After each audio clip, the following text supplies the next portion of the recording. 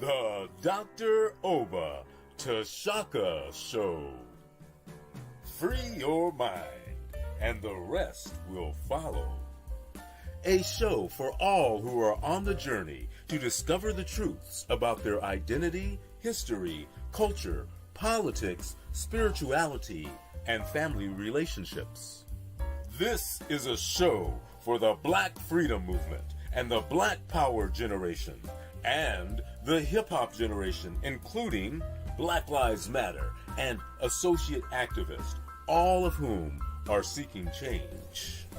Dr. Oba Tashaka and his guests are dropping knowledge and insight from his successful organizing, research, writings, and innovative thoughts, the best of which have piped into God's mind to lift you up higher and higher.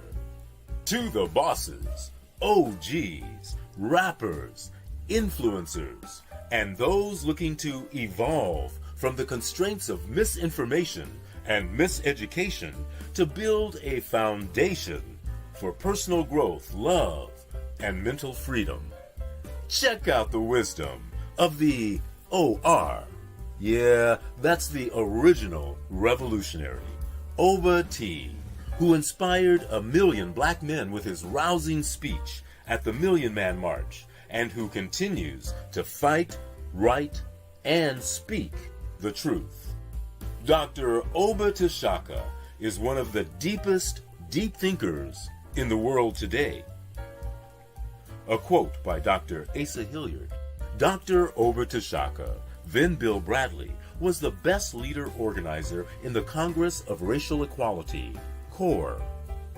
An endorsement from Dr. George Wiley, Associate Director of National CORE and the best organizer blacks produced in the 1970s as the organizer of the National Welfare Rights Organization. The Dr. Oba Tashaka Show. Free your mind, and the rest will follow.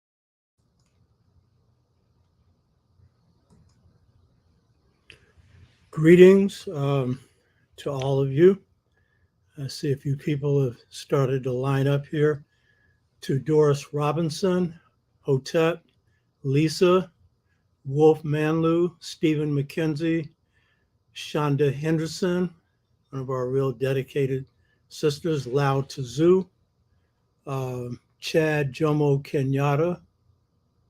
Let's see if we got anybody else here. Sister Robin, who is always up there in the beginning. Brother Ugawa. Let's see who else we have here.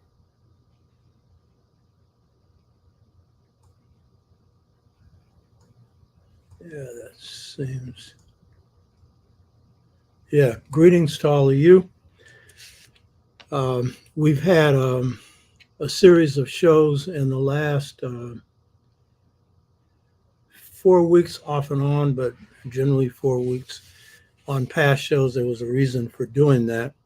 I want to encourage anyone that's new to hit the red button for subscription, to be a subscriber, and hit the like button, and encourage people throughout the show to do the same thing. To Patrick Brown, how you doing? I want to give people a little report on how the show has been doing. You know, this hasn't been easy to do this show because our message isn't exactly designed for YouTube and Facebook.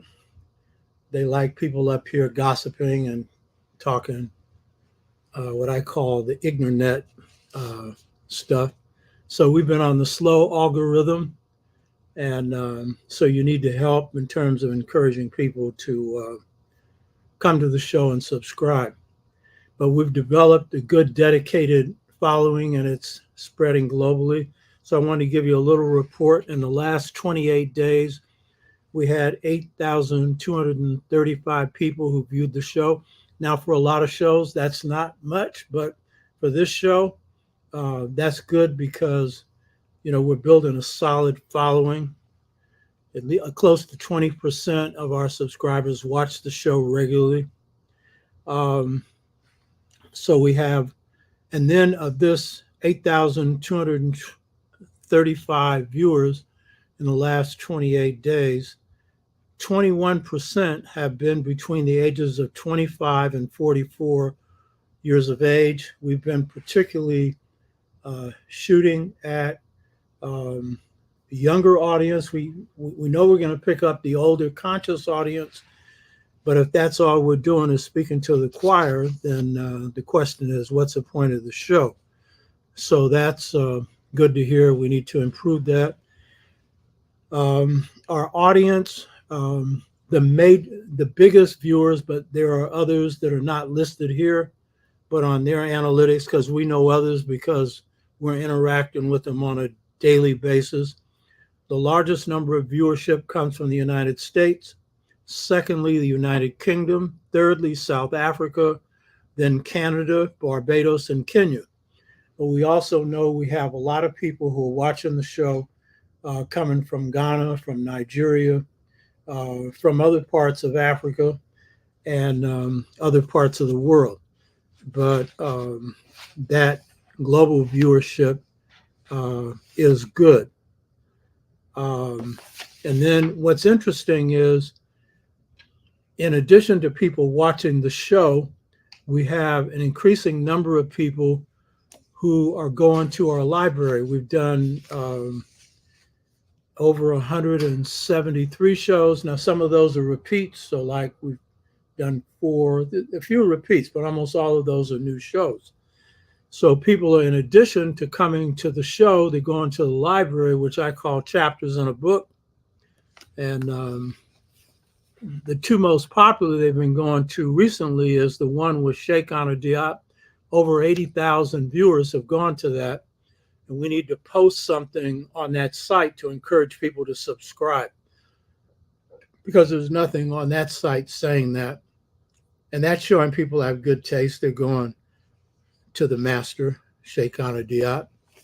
And then the second most popular view in our film library is the one that you just got through watching last week, the 10,000 years of Kemetic history, showing the Chwa as the founders of ancient Kemet, which shows again our viewers have good taste, because you're going to new stuff. This is new history. It's old history, but in terms of historiography, this is a new school of history, and a number of other new schools that's spinning out of it. And it flows out of the mother principle, return to the African mother principle of male and female equality, that identified the Chwa as the creators of the just societies of Africa based on the formula, these words come from God, not me, they come through me, where all the males and females were equally empowered to govern every phase of society. And then after writing that book, then I realized other implications, because God's mind is a totality. And when God gives you something, they're giving you the whole of a part. And so they were giving me the whole vision of just societies. By the way, that formula is new. No historian has ever seen that, knew that before. They didn't know this was the basis for Chwa just societies. And they're at the foundation of humanity. They're the first people. And then the foundation of just societies, and it's global. So people go into this is new history. And I might say that those of you that haven't read Dr. Finch's book that's just come out on Nile Valley Civilization, 10,000 Year History, you should read it. It's good. It's not really dealing with the 10,000 year period, but it is dealing with, I think, the best summary of dynastic history that I've seen written by any African scholar. It's quite good. And this is a brother who's grounded, and I'm going to get him on the show so he can share his views on that. So check out Dr. Finch's book and get it and read it. Um, Before getting in today's show, I wanted to make oh, good. Robin's got the book. It's a good book, too, and it's laid out nice. He's got illustrations for a lot of chapters. With each chapter, the cover is beautiful. The whole layout's good, but it's the content that is really good. And currently, I'm doing research on what will be my 9th book on the founders of Kemet and the Anu people. I'm doing research. And so while I'm finishing my 6th and 7th book and doing research on my 8th, which will be the San Francisco Freedom Movement, I'm also doing research on this 9th book. That's what happens when I transition from one piece of writing to the other.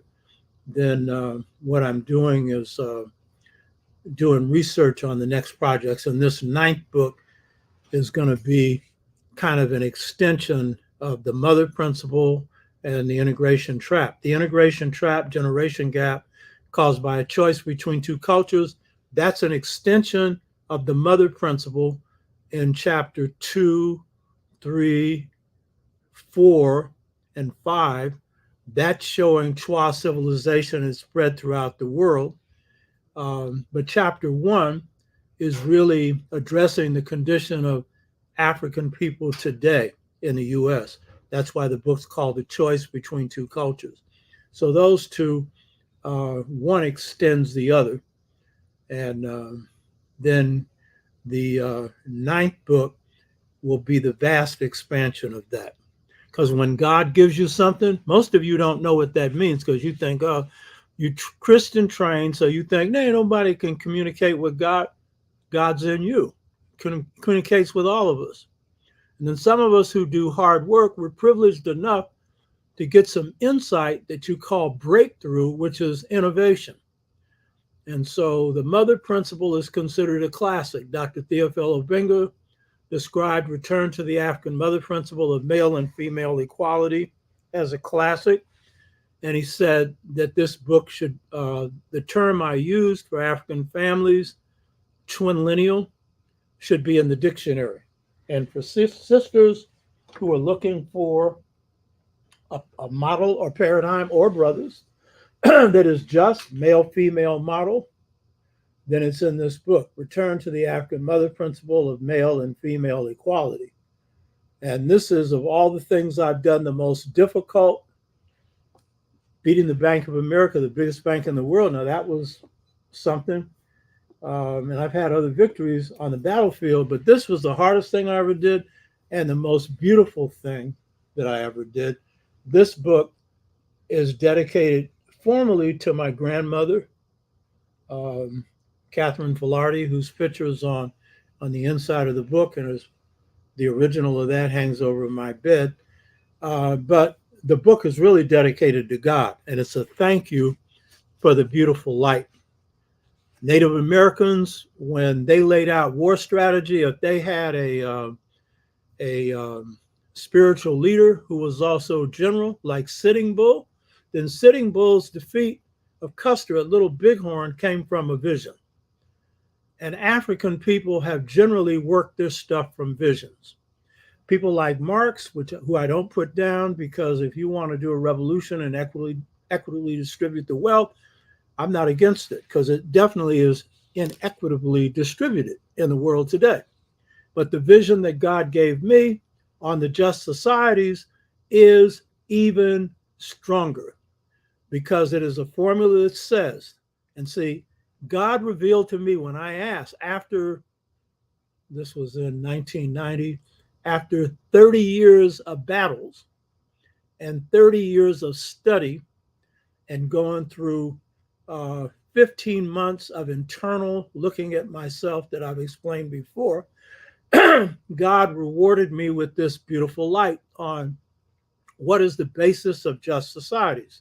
Next week, you're going to see a show on how innovation occurs on different levels. And so that will be the follow-up for what I'm talking about right now.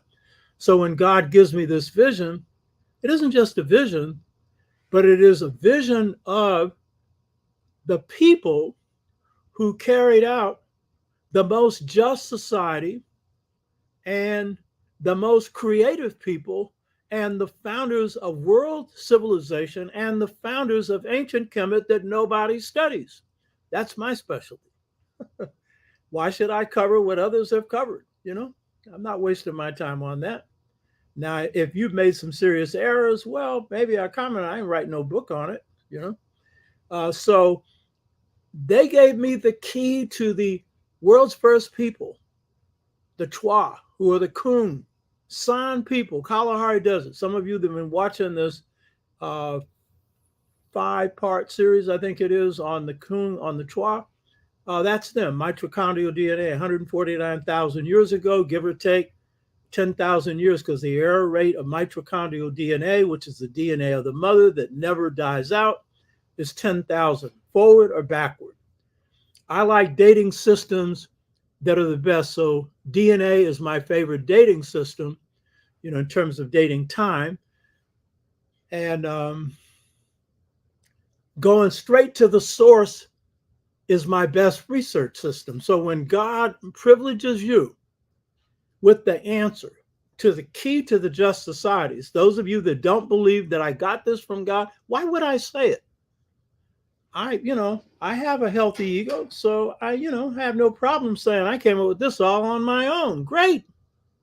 But I didn't. Like Einstein didn't say he came up with the theory of relativity all on his own. George Washington Carver didn't say all those breakthroughs in science came all on their own. It came through their hard work, their knowledge, but they had average knowledge.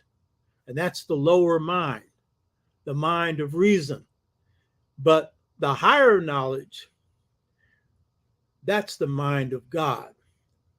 And so I call it piping into God's mind. That's been my experience through the beautiful light I've explained before.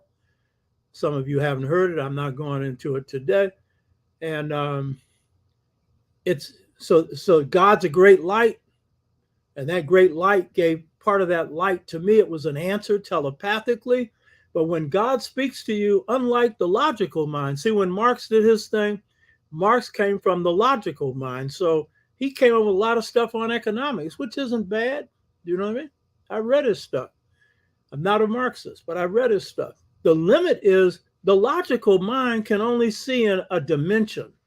But when you get God giving you stuff, that's the whole of a part, or what I've explained in other shows when it comes to the Dogon, in Dogon philosophy, where I cut my teeth.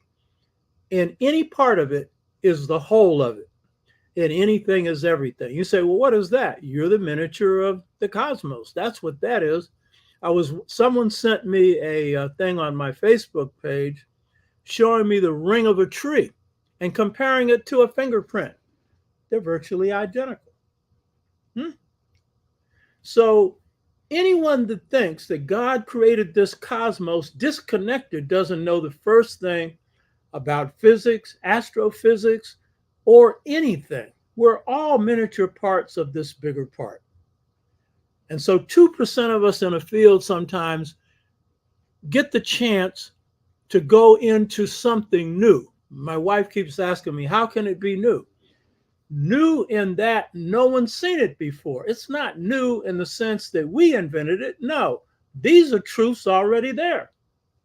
So the theory of relativity, it was already there, but no one knew it before, at least in the modern world. Einstein got it through a dream, but he knew quantum physics, but he was an average physicist. This is what put him into the other realm. And so in my case, God is giving me the formula for how the world's oldest people ran their society. Not in one dimension, in its totality. All the males and females being equally empowered to govern every phase of society, every phase. Note that. Note that. And so when when God gives you something, it's like a symbol. And you see parts of the symbol over time. John Henry Clark, when I was interviewing him, I apprenticed under him for about 25 years. We spoke together on a number of occasions And I called him regularly in the last 8 months of his life every week. And I noted how his mind worked. He called it like a circle, but I've said this before, but it was like a spiral. And if you ask him the same question twice, he'd never give you the same answer 2 times because he's looking at it from a different angle. When God speaks to you, God gives you the whole of a part, in this case, the whole of the part which is just societies. And so you only see part of it in time, and then part, and then you see more, and you see more, and you see more. It's like a symbol, you know? So I'm saying that to say that this is the key for the future and now. And I will be going through pretty soon in-depth twinlineal families to give you, because I did in-depth research on this, to give you how this works. Because this is the healer for families. This is the healer for communities. And at another level, it's the healer for nations. It's another level because it's every phase of society. But it starts with the family. And by the way, Marx ignored families in his study of Marxism. And say, I'm not taking down Marxism. I'm just making a critique of what's limited when you're just coming from the logical mind. Because if you're going to talk about revolution, or if you're going to talk about economic systems, then you need to start with the foundation of economic systems. And what's that? Family systems. Ignored that. Morgan studied the Iroquois Confederacy. Ingalls, who worked with Marx, then took that and did a book on the state, the family, and private property. And that was Marx's exposure to the family. But he never studied Native American families. He never studied anything African. And yet we have the most just societies on the planet Earth. But we're going everywhere else for our answers other than home. John Henry Clark used to always say, you know, because he had been attached to the Communist Party. He was never a communist, but he was a socialist and a nationalist. And he said, you know, what did he need with their theory on economics when we had a communal economic order, sharing of the air, the land, and the water, meaning everyone had a right, as the spiritual song says, to the tree of life. And now you got to pay for everything. When they figure it out, you'll be paying for air. And right now it's polluted enough that they've created the conditions for you to want it. And then some people do pay for it because they need respiration and all this kind of stuff. So I'm just, and this also will indirectly touch on the topic that I'll be dealing with today, but on another level. I wanted to make a few comments on the genocide that's going on in the Gaza and increasing attacks in the West Bank. This isn't just a tragedy. This is beyond horrible and terrible. You hear me? And we, a people who have gone through hell, know what hell is. To be bombed for now more than 2 months, to have food, water, electricity cut off from you, to have hospitals destroyed, most of them. I think they have 11 left of the 51 that they had in Gaza. To have your schools destroyed and have almost all the housing people are living in destroyed with them buried under, and then them to have the nerve to say it's 19,000 people. Yeah, so the media created this 19,000. There's no way in the world it's 19. If it isn't a couple of 100,000, not one of them's dead. How can they count all those people under the rubble? And the United States bears primary responsibility for this because they're arming these suckers. And then the president of the United States has the nerve to send a military advisor to advise these suckers. Netanyahu, the most right-wing government that they've had. What they're doing is collective mass punishment for what Hamas did. And then the media is taking this out of context. They're under settler colonialism. Settler colonialism usually means genocide. This country was formed on settler colonialism. And what did it lead to? 90% of the native people here, Native Americans, were genocided. They did the same thing in Australia and many other parts of the world. So what you're seeing now is ethnic cleansing. The obvious move of the Israeli government is to flatten the Gaza, to flatten it. So there's nothing there, to encourage them to leave so that they can grab that land. And then they're making intrusions on the people from the West Bank. Hey, Lawrence, how you doing, brother? I told you I need some help. So contact me. You can contact me by way of getting into my, computer or whatever, but I'll talk to you about that later. So this is genocide. And then these lame reporters of the corporate media have got the nerve to debate or to ask, even the progressive media, is this genocide? And until recently, they were saying no. You shut off everything that's the key to life of people, then bomb them, then tell them to go somewhere else for safety and bomb them. You understand? Huh? And you don't call that genocide? That's exactly what's happening. And the people of both Gaza and the West Bank have been in an open air concentration camp for over 70 years. And the United States is financing this.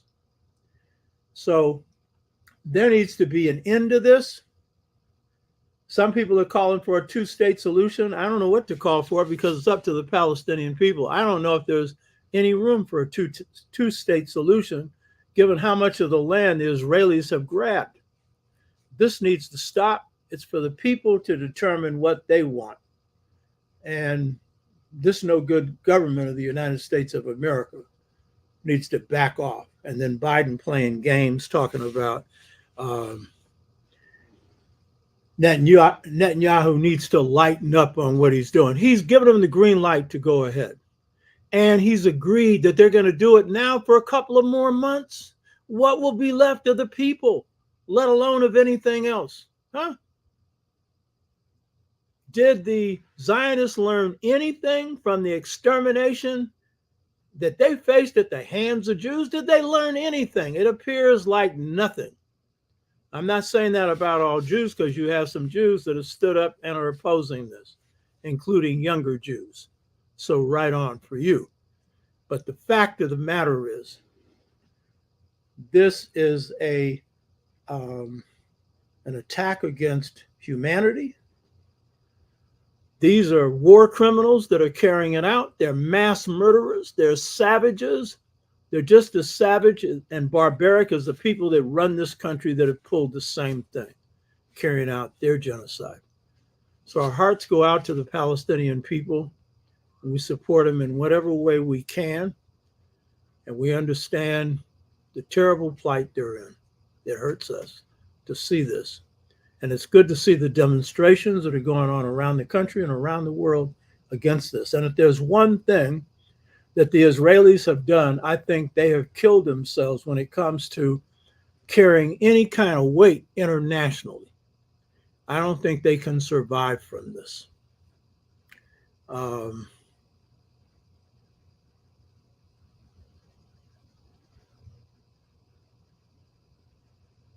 The person here is asking, is this the same show on spirituality? You hear about Gaza. Yeah, it is. But guess what? People dying is spiritual.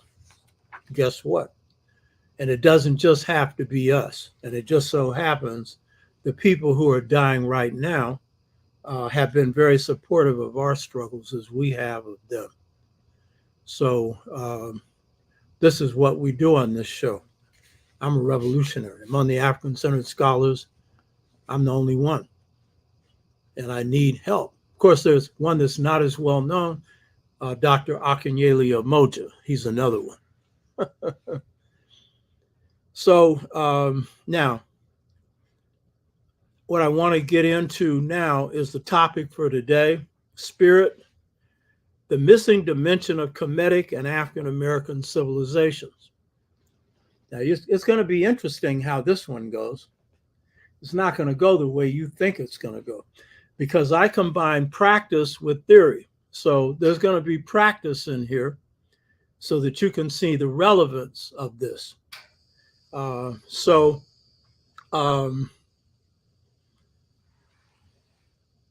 spirit, the missing dimension of Kemetic and African American history. Now, what does this mean? The overall purpose of this discussion is to address the issue of spirit and its meaning in the context of African and African American civilization. When I say African American, I'm not just referring to Africans in America, but the Americas, the Caribbean, South America, whatnot.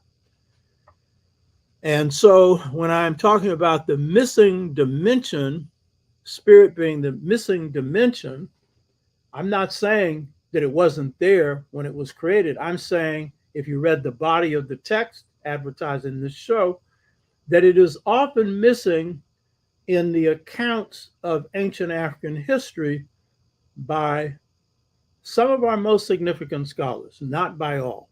We have some who understand the role of spirit in African civilization. Dr. Finch is one of those, and there are others. John Henry Clark, Doc Ben, they're among those. One reason why those two had a serious grounding in spirit is they were not trained in the Western system of miseducation. And that's a major reason that they had firm grounding. John Henry Clark hardly ever talked about spirituality in that depth. He would talk about the Black Jesus and stuff like that. But if you knew him, you would know that he was always drawn from this deep reservoir. Very spiritual. And he had the quality that comes not just with age, but with good character, wisdom, and humility. And those qualities represent key essentials in what he had to contribute. And there are others. So I'm not going into any name calling and saying this scholar has it and this one doesn't. I'm simply saying that too often in the portrayal of Kemet, in the portrayal of ancient African or traditional African civilizations, and too often in the portrayal of African American history, the spirit dimension is either minimized or left out. Why? First, if you're trained in the Western Academy, you were told that this is not intellectual. This is mumbo jumbo, And so some of our scholars have become ashamed of mentioning this, and some of them have deep roots in the spirit tradition of African American culture. And some of them just don't see where that fits within the context of African or African American scholarship. And what they're doing, whether they realize it or not, they're imitating the paradigm of the Western Academy. And this is why Arthur Schlesinger, and I'll refer to him again later, who, when he did a counterattack against the African-centered movement, the educational movement of the 80s and 90s, he made a comment. The majority of the scholars who are fueling this movement are no threat to us. We trained them. And I don't think they knew what he meant. He meant we've trained him in take that spirit out, baby. And I don't think he even knows fully what the implication of that is, because he probably thinks it's spooky too. So he doesn't really know the danger of adding the ingredient or emphasizing the ingredient of spirit when you're dealing with African and African American civilizations, because that's the foundation. It's a foundation of Kemet. It's a foundation of all African civilization, every single one. Their legacy comes to them from the Twa, who are the strongest spirit people in the world, highest mind people. Spirit people are people who operate on the higher mind of intuition or God's mind. And then those despiritualized people, they operate on the lower mind. And in this world, the lower mind's in charge. And they just make up whatever they want to make up and call it the truth.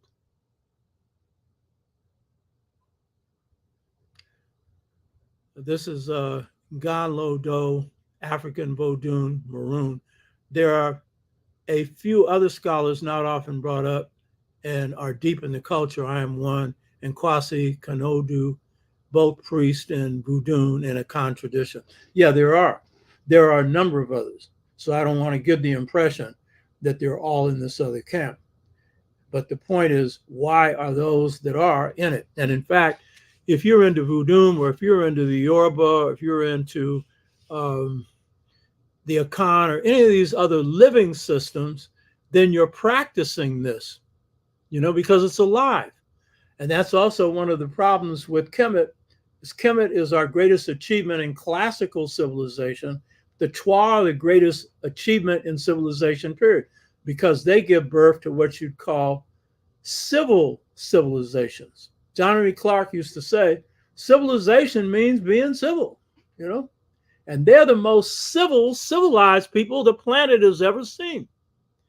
So, when we draw from these others, whether it's Voodoo, Yoruba, Asante, Dogon, Bambara, whatever, these are living systems, or African American systems. These are living systems.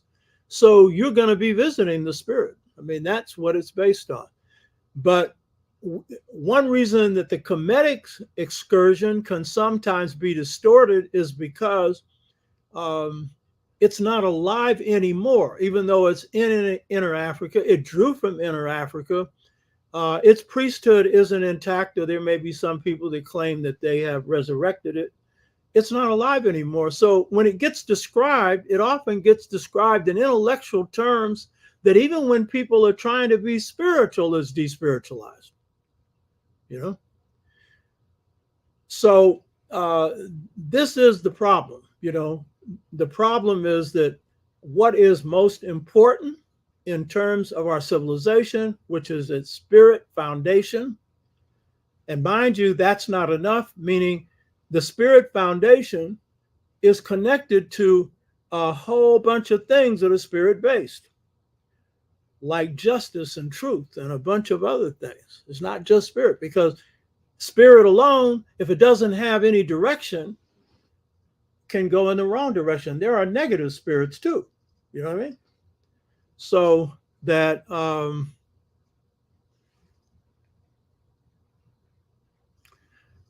so that's the issue we're dealing with, but we're acknowledging that we're all over the place on that. I mean, for example, the African in America, when brought to America, faced cultural war. So we coming in with the spirit civilization. We had to defend it, fight with it, and everything else. So some of us succumbed. You know what I mean? So we got areas in our culture that have been more heavily hit by European despiritualized influences, And then there's been an effort to re-spiritualize. And I'll touch on that as I go through this discussion. So this is a complicated thing, you know what I mean? And I'm not knocking anybody who is in a camp that, doesn't rest their stuff solidly on spirit. I'm just simply saying that's a problem, because some of our best scholars, some of them are in that, and their scholarship is still great. So I'm not putting them down. I'm just simply saying that this is the meaning of this discussion. So when I talk about the spirit, the missing dimension of Kemetic and African American civilizations, I want to start off with this. I had wanted to start off with one of my favorite bluesmen, Muddy Waters, and the Hoochie Coochie Man. But I didn't have time to get it set up, so I'm sorry. I've been trying to put music in, but let me just paraphrase that song. Hoochie Coochie Man, Born on the 7th hour of the 7th day in the 7th month, when the 7 doctors say, I'm born with good luck, and can't you see? I got $700, and don't you mess with me. I'm the Hoochie Coochie Man. Now, the Hoochie Coochie, some of you that are young may not know what that means, but that's referring to the man that women love. And Muddy Waters loved him some sisters. You hear me? And they loved him. And in fact, musicians always have a certain special thing going on. His brother said, Jomo with the mojo. And he goes on, I got my mojo hand. And, he talks about, I'm High John the Conqueror. I got my mojo working and I'm going to mess with you. Thanks, Brother Kenyatta. You're helping me do that isn't what's half as good as Muddy Waters. So I'm sorry. So why am I saying that? Because I want to be clear in this delving into the dimension of spirit. I'm doing a double dealing here, or a double delving into the African and the new African. And if you're from the Caribbean, it applies to you as well. If you're from South America, it applies to you. Europe, you came from one of those places, it inspires. Asia, wherever it is, it inspires, it applies to you as well.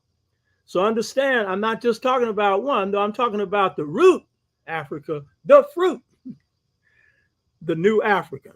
So I want to say this. My allegiance is not to the Star Spangled Banner. My allegiance is to the spiritual blues because my daddy was from Bunkie, Louisiana, and my maternal grandmother, the lovely Catherine Filardi, who was blacker than midnight and loved every inch of her blackness, she came from the birthplace of the blues, Mississippi, which is close to Louisiana. Now, while my daddy is WH, one bad warrior who kicked the behind a Klansman when he was 12 years old, refused to join the U.S. military, and told him he'd kill every redneck that he could get an M1 rifle pointed at if they were dumb enough to draft him. That was my father, one bad, loving black man. You hear me? Black women, including first my mother, they all said they felt safe around WH. And he was only about 5'8", 5'9". And if he couldn't take you fair, he had brass knuckles to settle the score. And he had a legal job. He had two jobs. I've explained this to people, but some haven't heard this. He had two jobs. He was a longshoreman. That was good money then, dangerous in World War II, unloading ammunition and all this shit. And then he had a job as a bouncer. And he had that second job because he could clean the clocks of white people, white men, and not go to jail. It was kind of like he had a badge. And he'd come home at night telling us whose clock he had cleaned that night. That means who he had whipped. And if they were too big for him, those brass knuckles came out. But when he knocked you out, you never saw the brass knuckles. Because you might get up and think you could beat him. But if you could hit that hard and they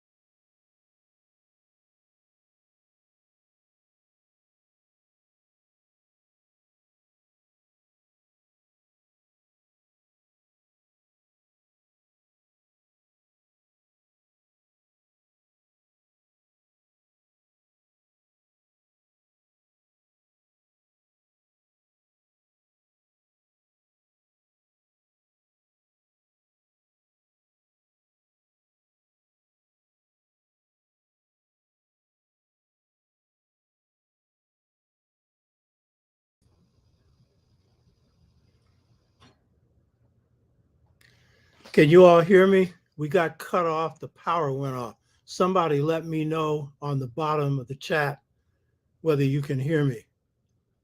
Can you see me now?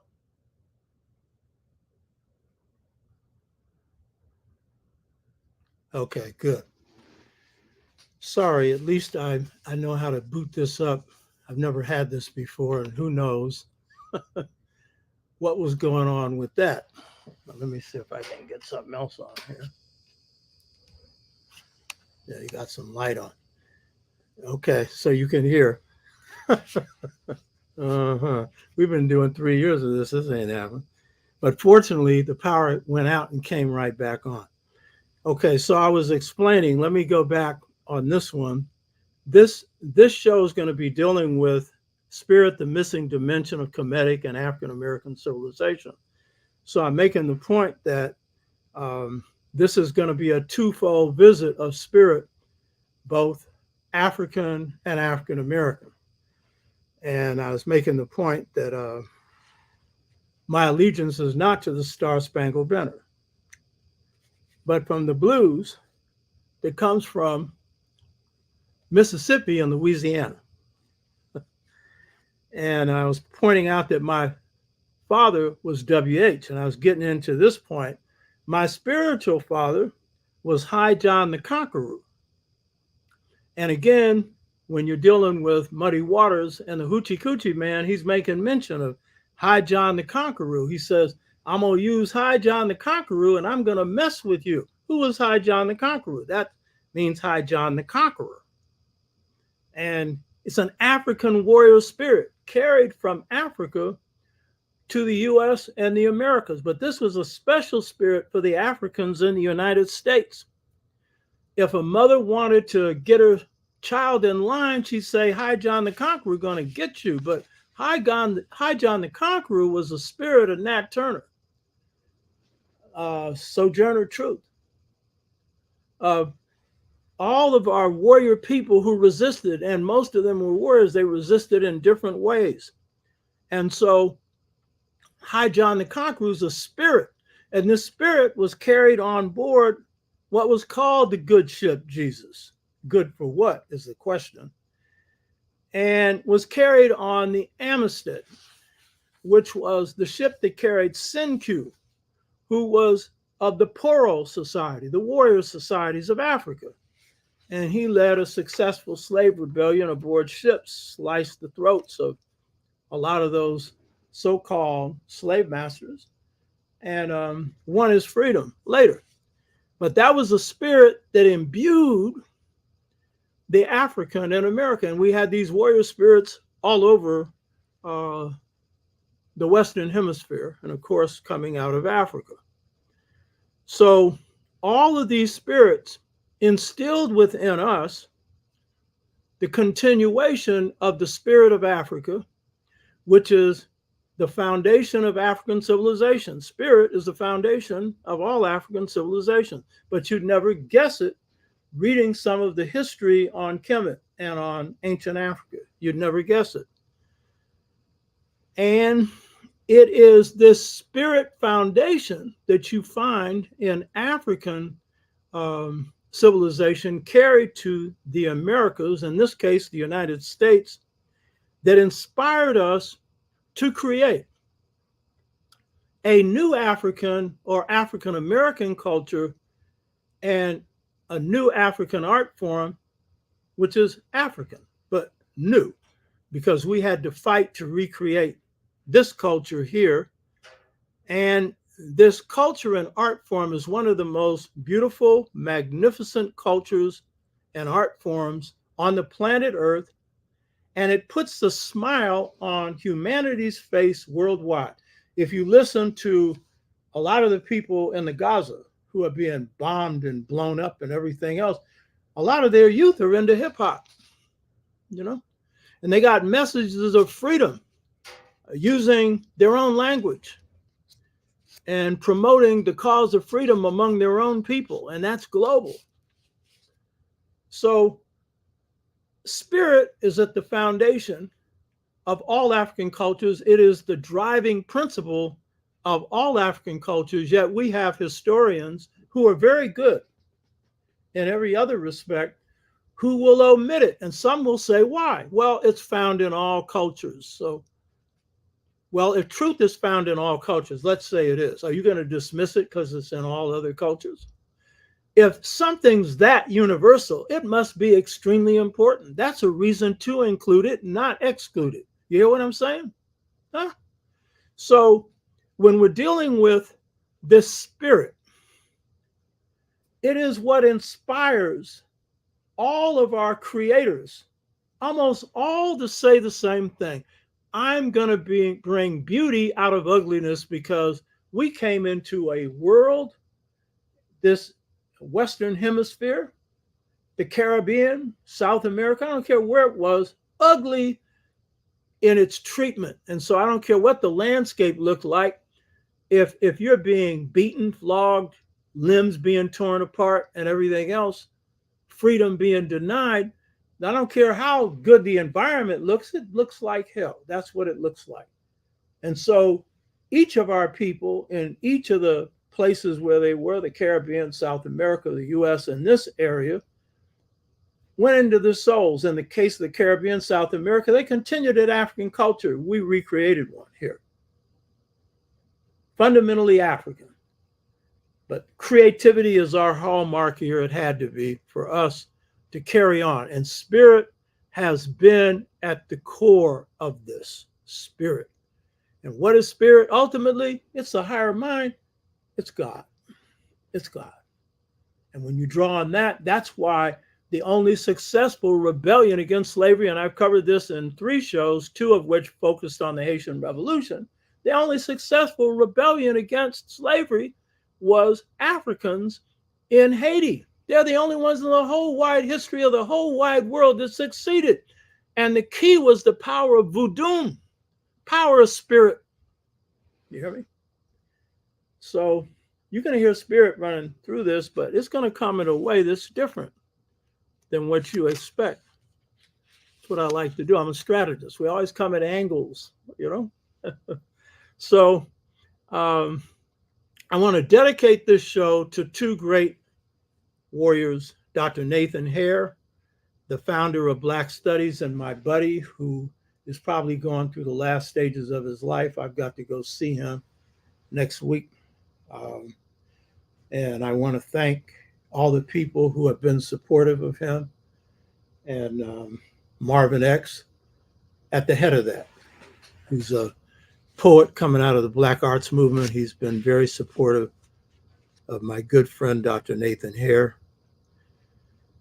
So I'm dedicating this to Dr. Nathan Hare, the father of Black Studies, that came into being at San Francisco State University, and Sister Miriam Wadi, M-A-R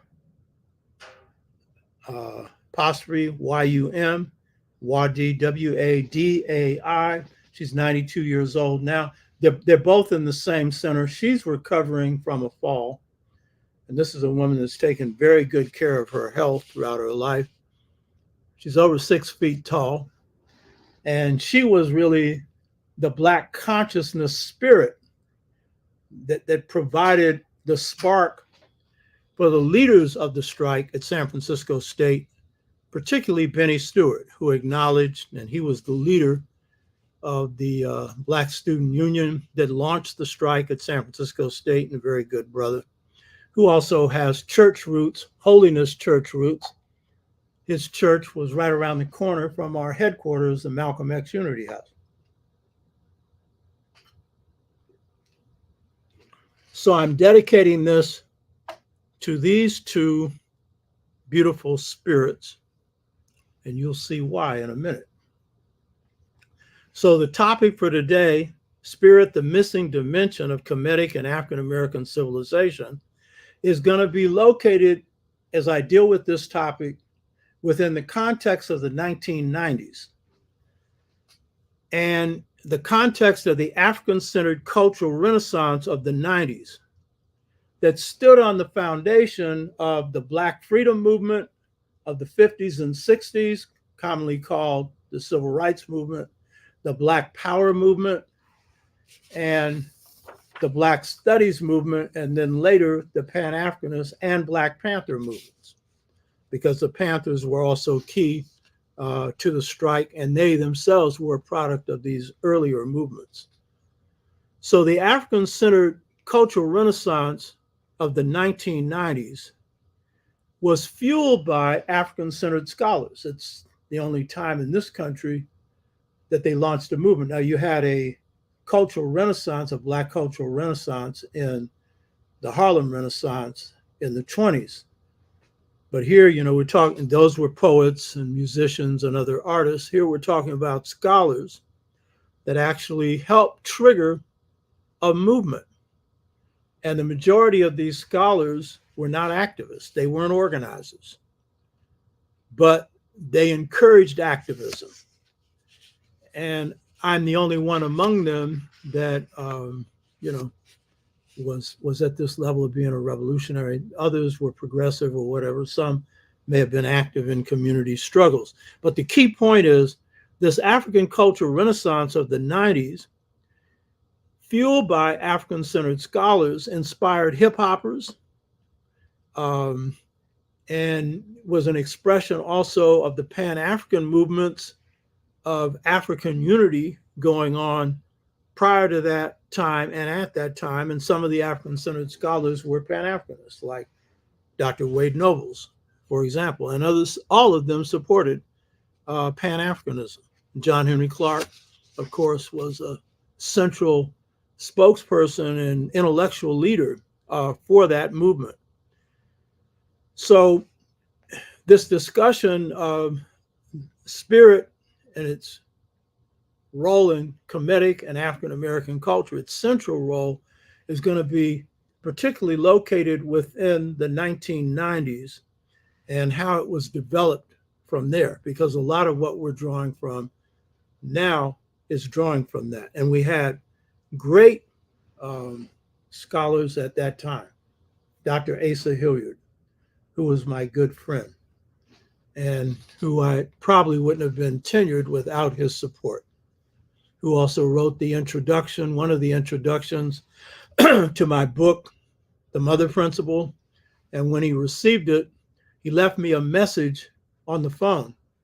And I wasn't home, so I picked the message up and he said, "I received your book and I cried."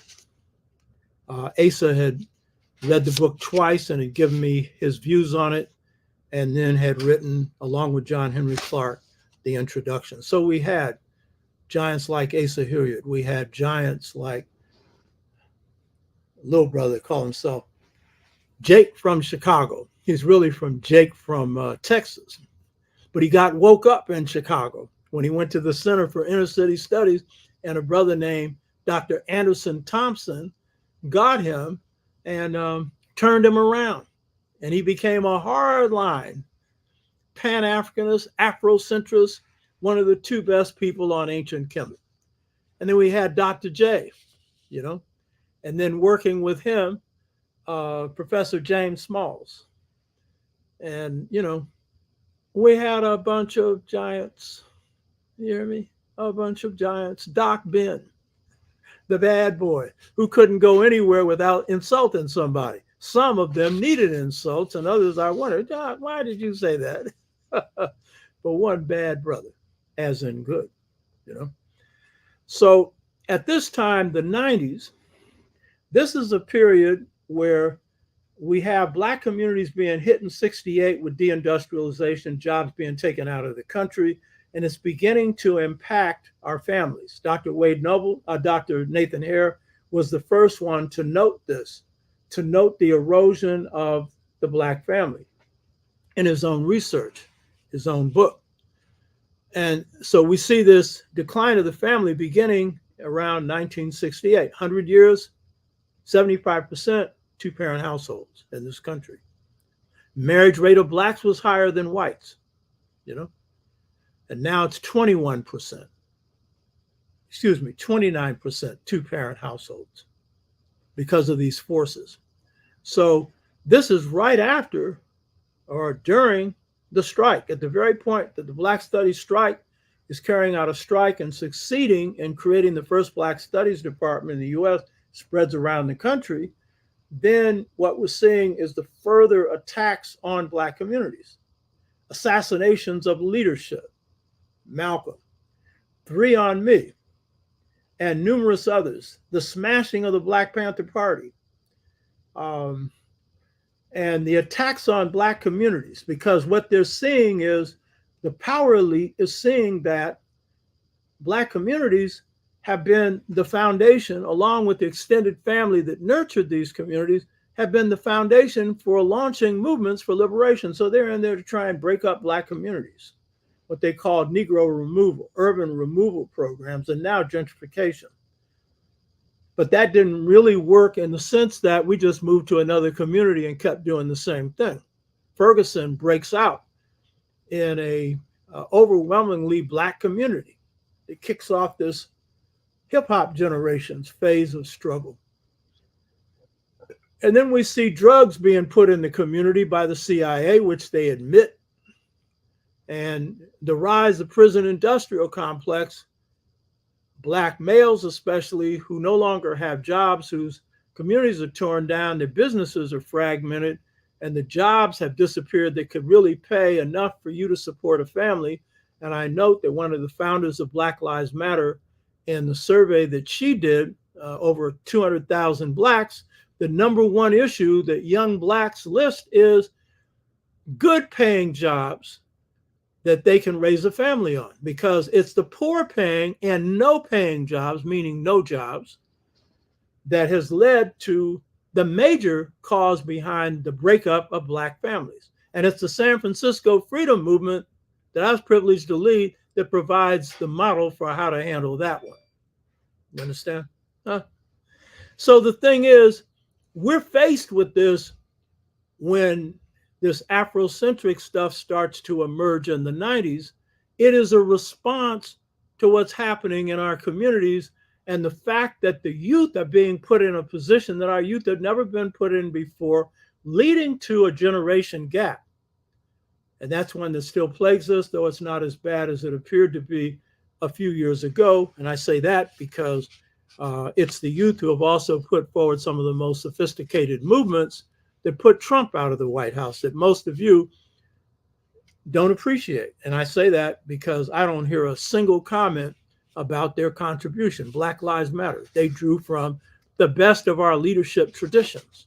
In my book, well, I'm going to that later. So, you know, we're faced with this, and this means that when it comes to Black studies, because I'm going to look at this spirit thing, especially from this standpoint, Black studies is going to have to change, because the 60s brought us in and it was a high water mark, but it's the beginning of the low water mark. We didn't see it. 68 is also when King was assassinated, you know?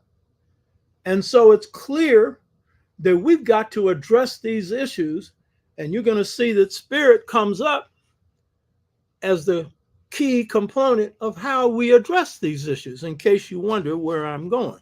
You know what I mean? In 1980, see, in my organizing, I start with the San Francisco Freedom Movement, and that's the only successful Black freedom, Black power movement in the North between 63 and now.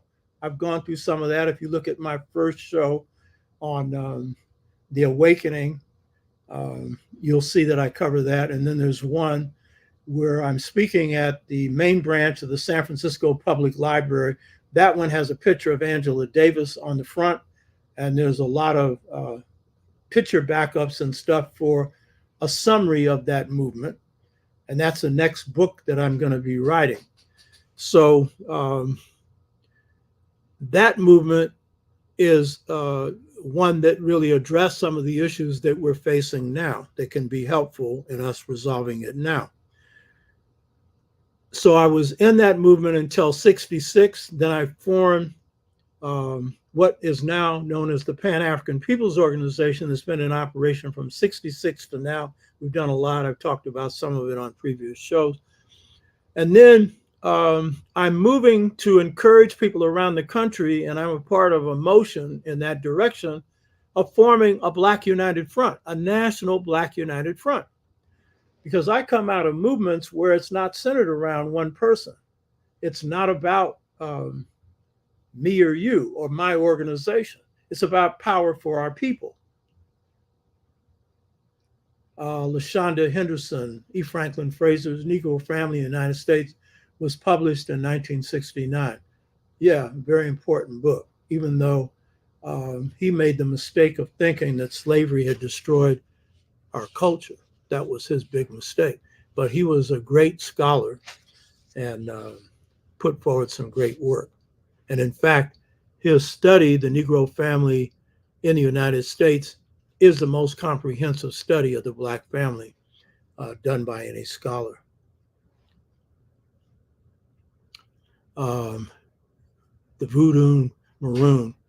Black studies could take us so far. We have to graduate from that Afrocentrism and whatnot and realize that the paradigm of Maroonage is truly the way to sovereignty. Well, we'll see about that one. See if that's any different from what we're dealing with here. So by 1980, a number of forces come together and build the National Black United Front. We hold a convention in New York, National Guard Armory, and we launch this organization. It has chapters in different parts of the country, and the program that unifies the National Black United Front is one that I put forward. It took me a year or so to persuade them to get on board with this, and it was called the World Afrocentric Educational Plan. It was for taking Black studies and putting it in the public schools. And this was a major movement. And this is part of the context for what we'll be dealing with in the 90s. And then there's a formation of ASCAT, the Association for the Study of African Classical Civilization, in the mid-80s. And so the scholars are coming together and really beginning to put out their research. And you have hip-hoppers who are picking this up and others. In 1990, my book, The Art of Leadership, was published. And so I took a tour of the South.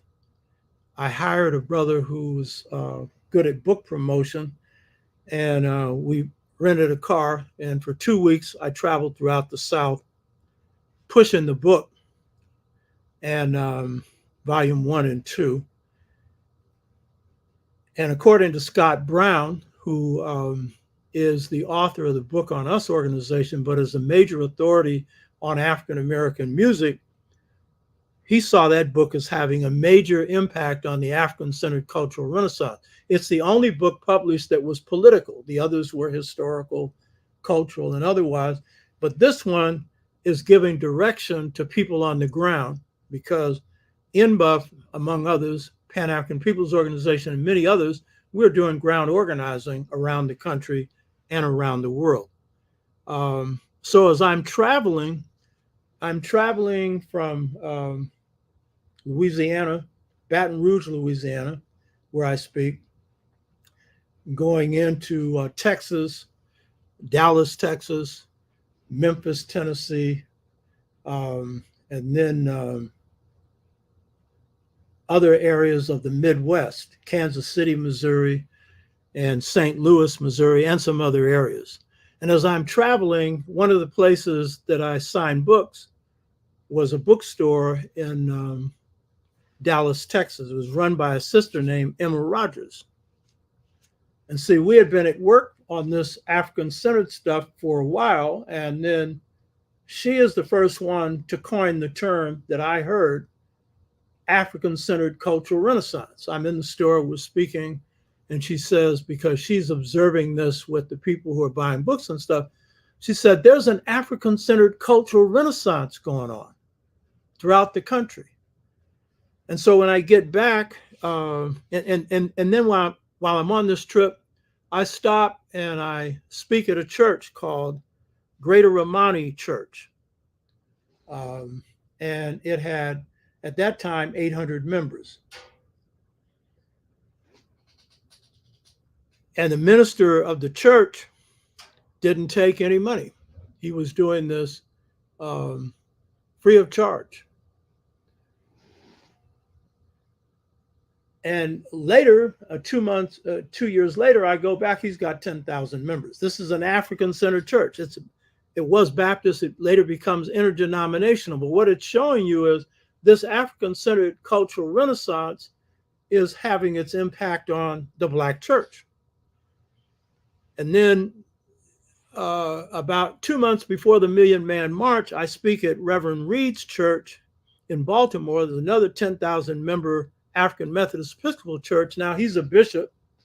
His grandfather had been a bishop, and his father, AME Church, one of the best read people that I have ever seen.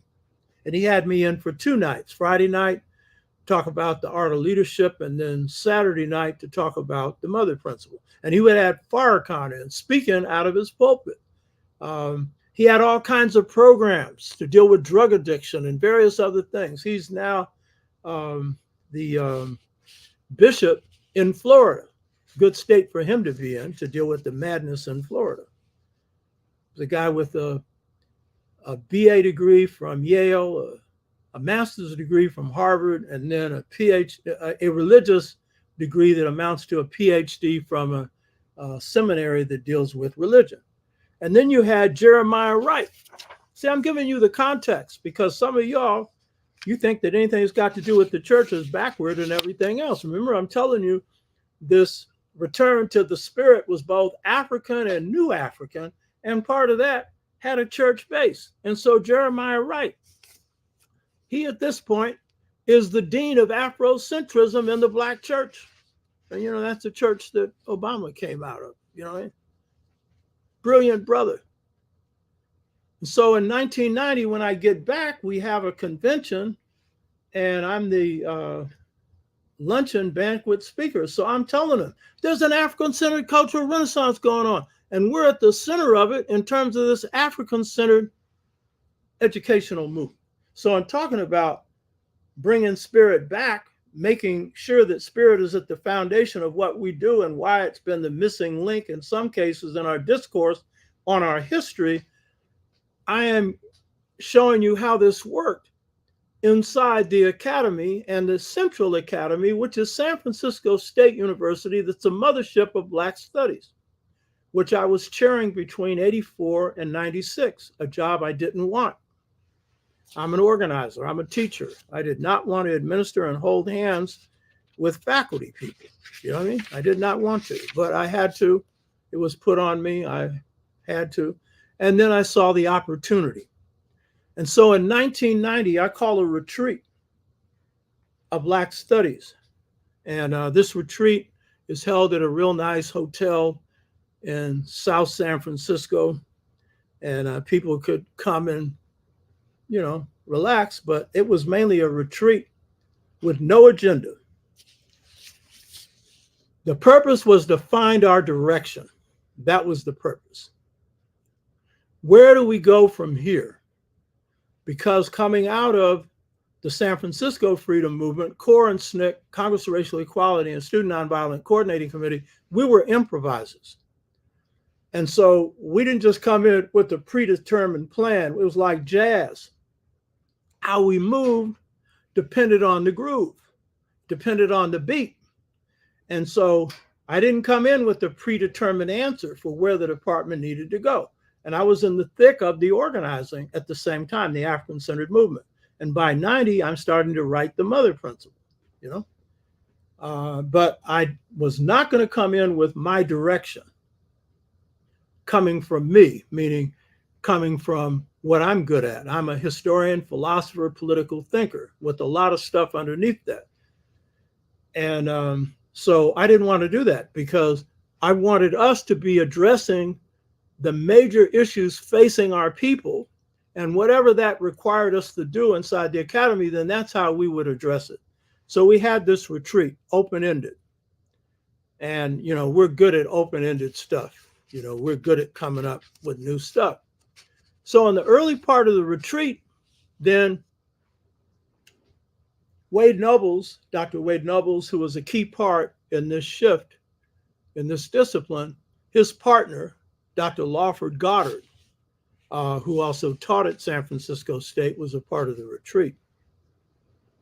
And he made an observation, and this observation provided the basis for us shifting and centering the discipline on spirit. And you ain't heard no other department in the country that's done this. You hear me? And everyone should. And so he makes the observation. We started off, he said, interdisciplinary. That means, we had psychology, we had economics, we had political science, we had history, we had family studies, we had religion, we had music, we had, interdisciplinary. But he said, we're not interdisciplinary anymore. And what he was going to say then described the growth of some of our best scholars. It described the way in which in ancient Africa, scholars were shaped to begin with, their focus, their orientation. And then I knew what we could hang that hat on. And he said, we're not interdisciplinary, we're multidimensional. One word, multidimensional. I'm a philosopher first. I'm a strategist first, and then of disciplines, philosophy, but it's the spirit system of Africa and of Afro-America, because I do both. You can't learn one unless you're internalizing it in your own situation. And so when he said that, that's it. I knew what the discipline shift would be. And so I pulled, after the retreat, I pulled Wade Nobles together and another brother, James Todd, who was going through the same PhD program with me. And I said, Black studies came into being based on history, African and African American history, and then everything else that fell underneath that. And Malcolm X was an inspiration for that, as he said, of all studies, the best field is history, And then Dr. Nathan Hare came in, and what he did is he constructed a multifaceted interdisciplinary curriculum. And he was a solid scholar. When I pulled them together, I said, we continue with history, we continue with the Black studies stuff, but now we got to take it to another level, and we got to add some stuff. And what was that stuff we added? The driving force of the discipline would be, and it's the same driving force in the culture, would be African and New African philosophy. And what is philosophy? That's the deep thought of a people. That's Jacob Carruthers' favorite term. The Dogon call it deep knowledge, and I come out of the Dogon system. And I think Jake got his term by modifying that from the Dogon system, from deep knowledge to deep thought. And when you're dealing with that, and then in the African American thing, it's coming out of the depths of voodoo, which was the basis for the culture of Africans on the plantation, then got dropped into what's called Black Christianity. And its heart is expressed in the philosophy of the spiritual blues.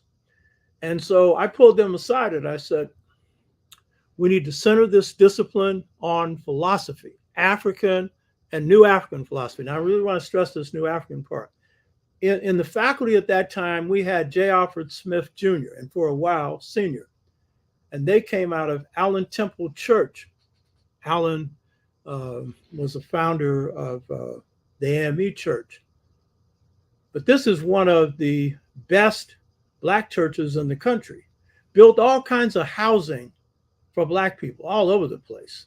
Got a Black Family Life Center that is a copy of a Family Life Center set up by St. Stephen's Baptist Church in Louisville, Kentucky.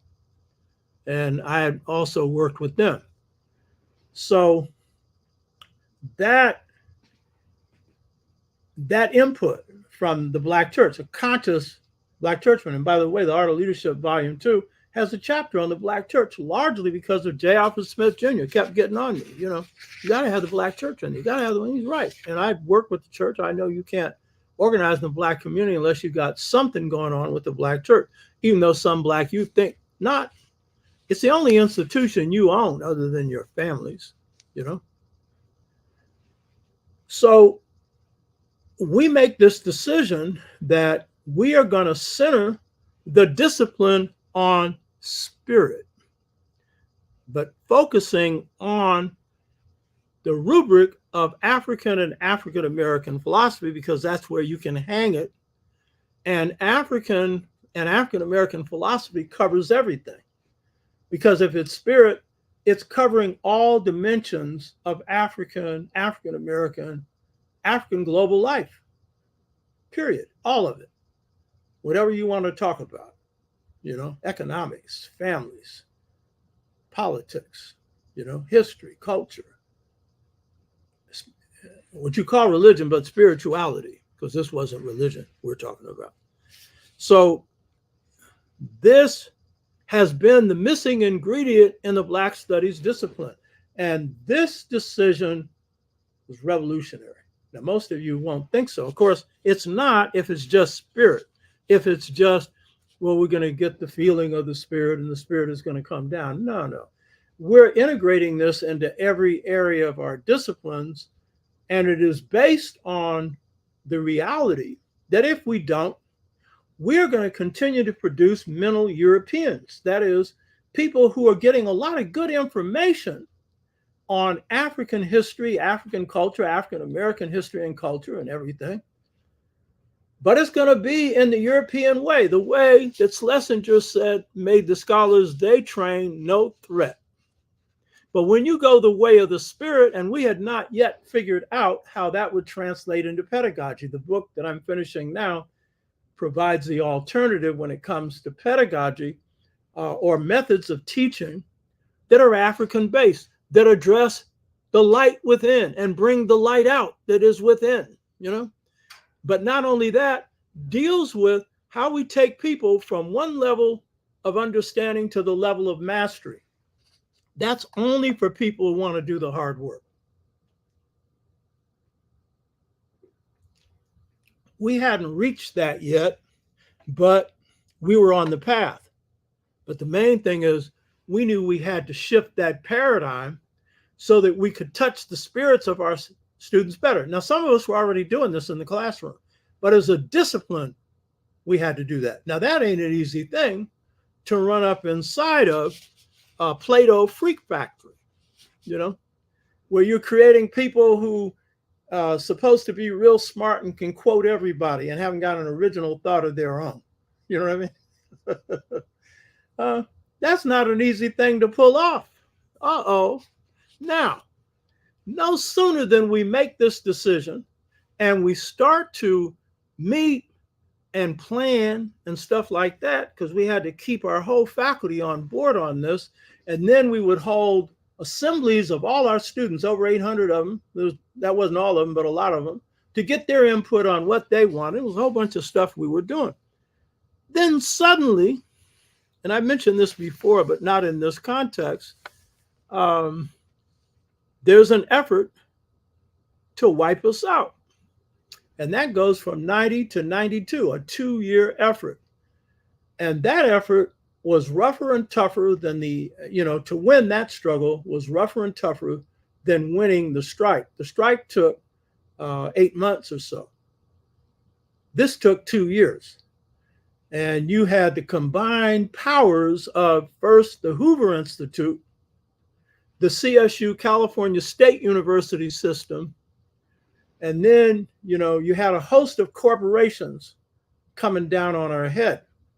And I was targeted as the central point for this disruption. And the move was being made to take my courses, particularly course on Black politics, and duplicate it. And if another department can teach what you teach, it's the beginning of putting you out of business. So there's a whole set of maneuvers by the president to begin that process of knocking us out. And then it would have knocked out the College of Ethnic Studies that's made of Asians, Latinos, Native Americans, and us. Came about as a result of the strike. So at the same time that we're rewriting the discipline, we're fighting a battle for our survival. And I have to admit, I did not know, none of us knew that the Hoover Institute was behind this until we defeated them. because afterwards, then they publish a memorial where they say their purpose was to wipe us out. We're the mothership. They didn't say this, but I know they were going to move and wipe out all Black studies departments. We're the mothership. Take the mother out, you're taking everything out. And they had 32 of their scholars sitting in on our classes to spy on what we were teaching, because they were going to write a book on our death. The book never came out because we didn't die. I told you, I've never lost a battle I lead, baby. And this one wasn't easy. That's the only battle that I fought on the defensive. I'm always launching the attacks. But in this case, I'm just starting to meet with my faculty to start to shape this discipline shift. And we get this attack. So I have to take off a semester so I can organize the forces to fight them. And I get 100 community organizations, the ILWU, International Longshoremen's Union, all kinds of churches, all kinds of community groups. They all owed us. We had saved them, you know. Plus, they liked what we were doing. And then I knew my enemy. That's the first rule in war. And see, fighting university battles ain't half as hard as beating corporations, even though the corporations were behind what they were doing. But it's still, all it took was the president signing a statement saying we were finished, and we were finished. But I knew some things about him, and I knew what I could deny to him that he wanted. And so, you know, I knew how to play that baby.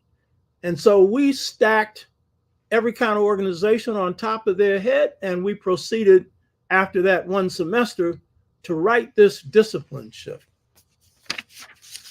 And when I stepped down, it would be 1996. I put it in concrete. It's called San Francisco State University Academic Program Review, Department of Black Studies. We would change the department name to Africana Studies later. Now, this is the politics in a university. If you're going to shift the discipline, they do what they call academic program reviews, where they review you to see if you're up to par. If you're not, they can shut you down. And so you need to institutionalize the changes you are making into a document that the university signs off on. And then what happens after that is every other chair that comes along, every other person we hire, they got to follow this or they can be dismantled. So I spent 3 months, the last part of my term as chair, 1996, this is the year after the Million Man March, writing this thing. And it was then judged to be the best academic program review done on campus. Why? Because we had spent all kinds of time into this shift. And we shifted the whole discipline so that it would support community revitalization. And that was basically it. So this is the key shift that happens.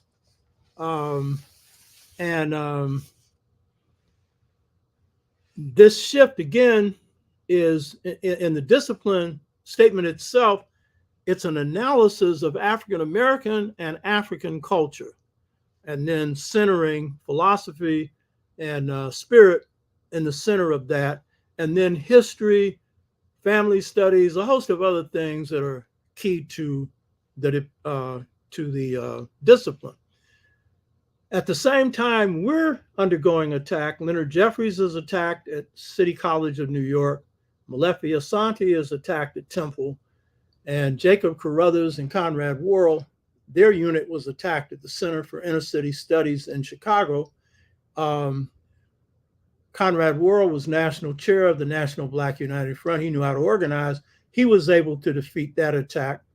And Molefi is returned to his office a couple of years later. He was removed on false charges. But my good friend, Dr. Leonard Jeffries, lost his department. Now, these think tanks were behind all of this. The main reason he lost it is he didn't know how to fight.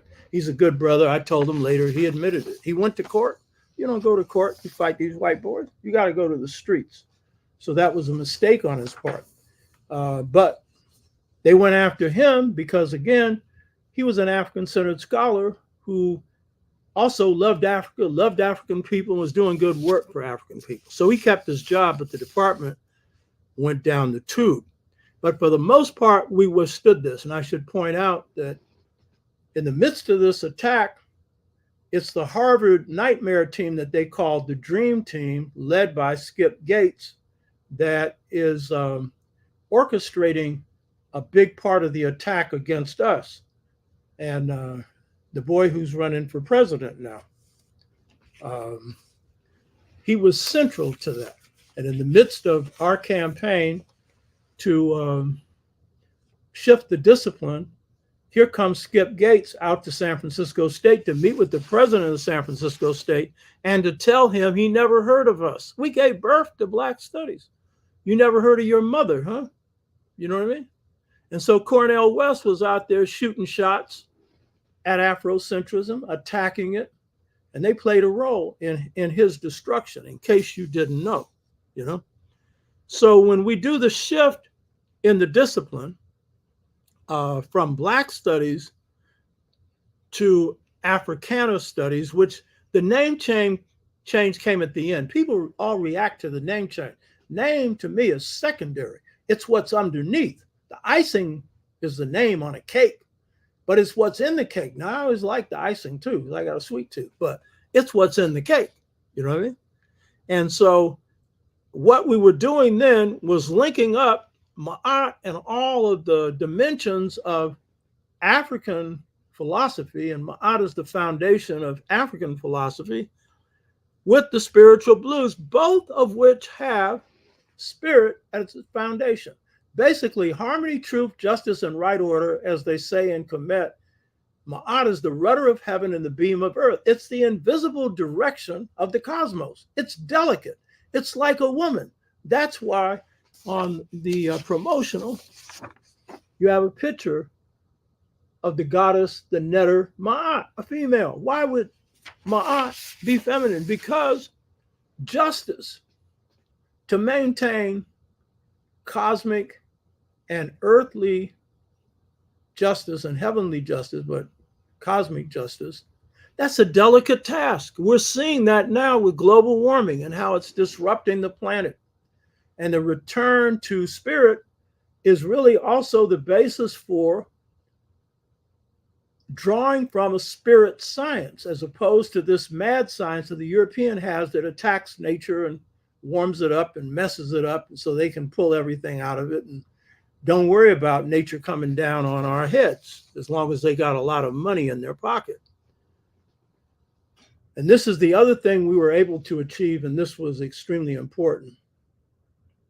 We're not only departing from the Plato doctrine, which is reason dominating everything, spirit out of the picture, but we're making spirit central, as some of our faculty had already been doing. But then I remember, and this is the second reason that I'm dedicating this show to Miriam El-Wadi. Miriam El-Wadi had said that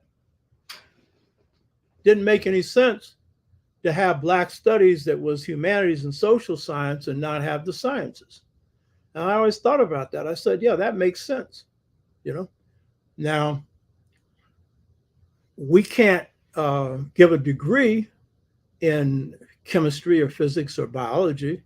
We don't have the labs, we don't, it's a BA degree. You're going to grant one or the other.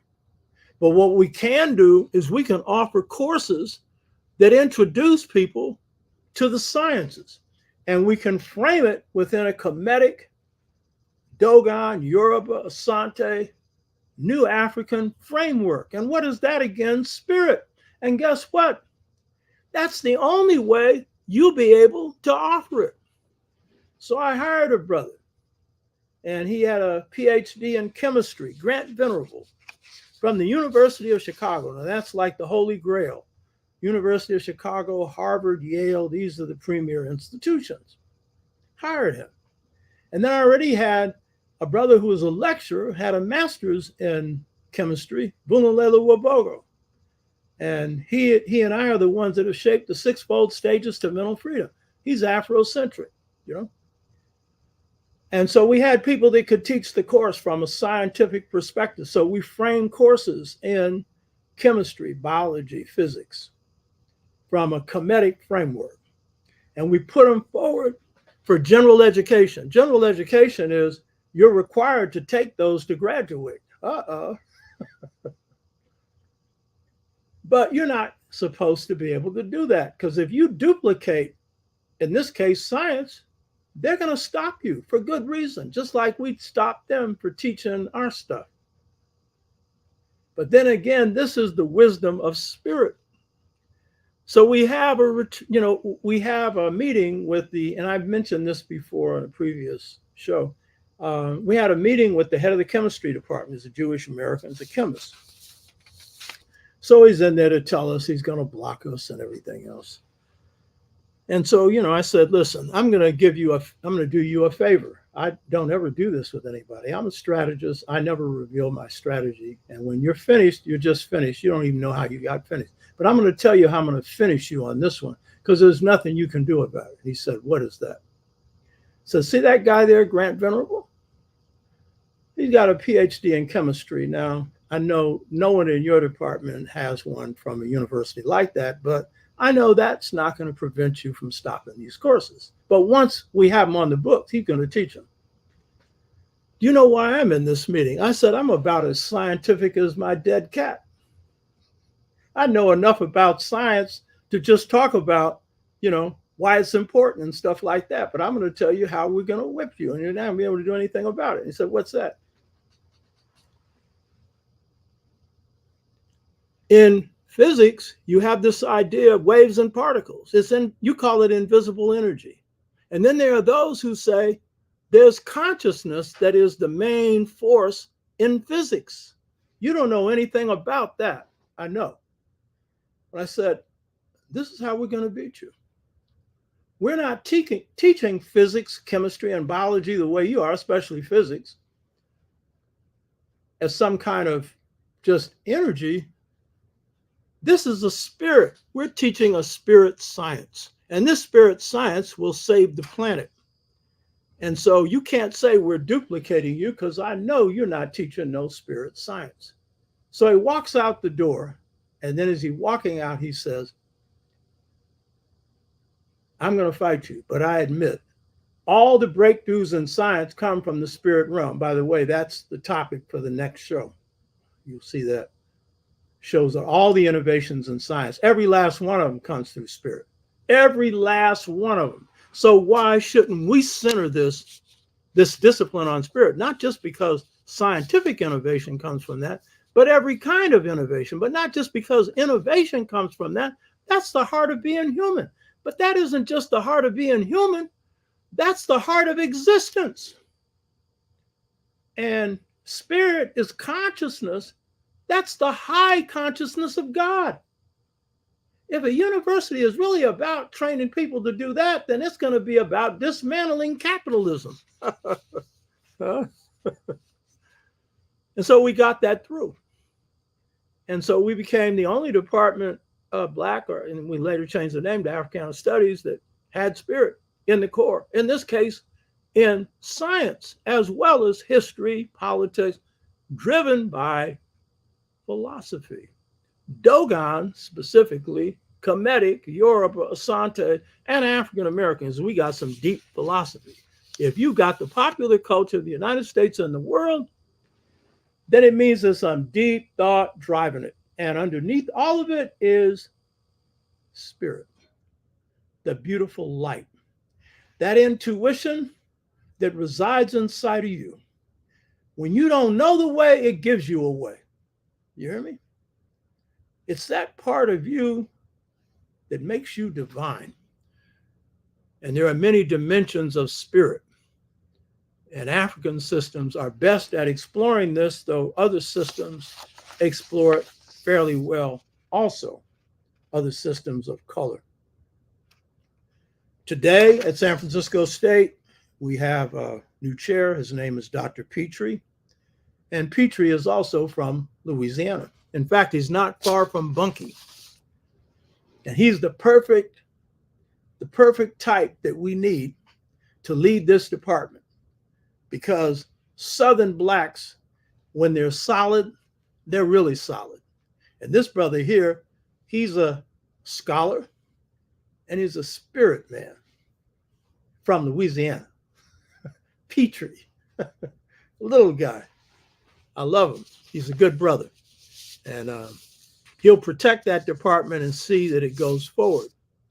Our students, we had 3 crops of students that were the best: the Black Student Union that made the strike, the Pan-African Students Union, that a number of people who are in the Pan-African People's Organization led, and then the BSU that established the Black Unity Center at San Francisco State, and may well have had the smartest students in them. And they were all smart, but this was an exceptional group of students.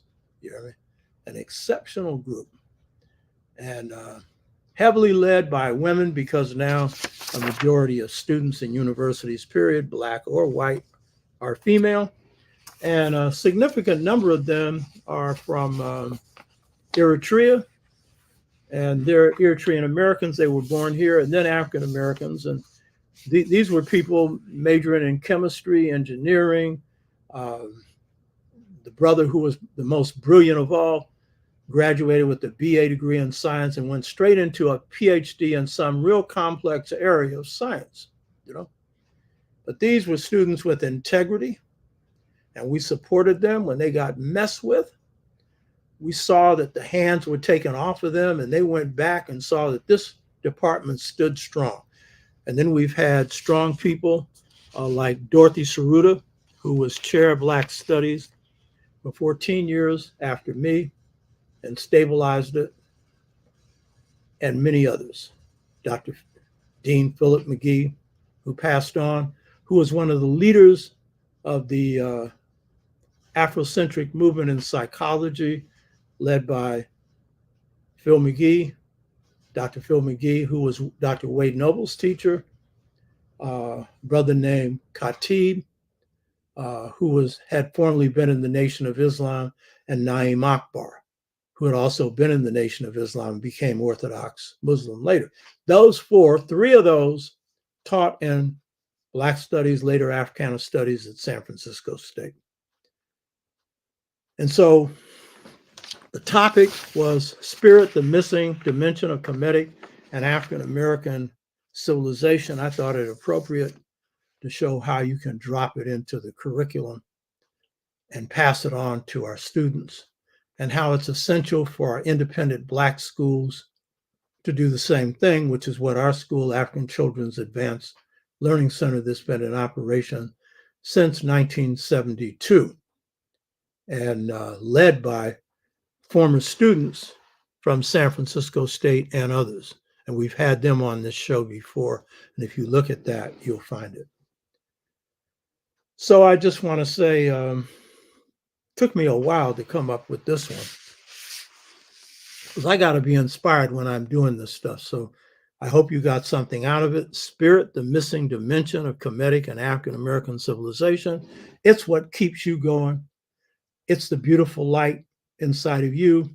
When they sing this spiritual, this little light of mine, I'm going to let it shine. We sang that song all over the freedom movement, San Francisco, the South, all over, That little light is what we carried from Africa to the Americas and spread throughout the world. That light every human being has, but that little light that shines inside of us, which is God, that resides inside of your heart soul or heart mind, which is the God within you.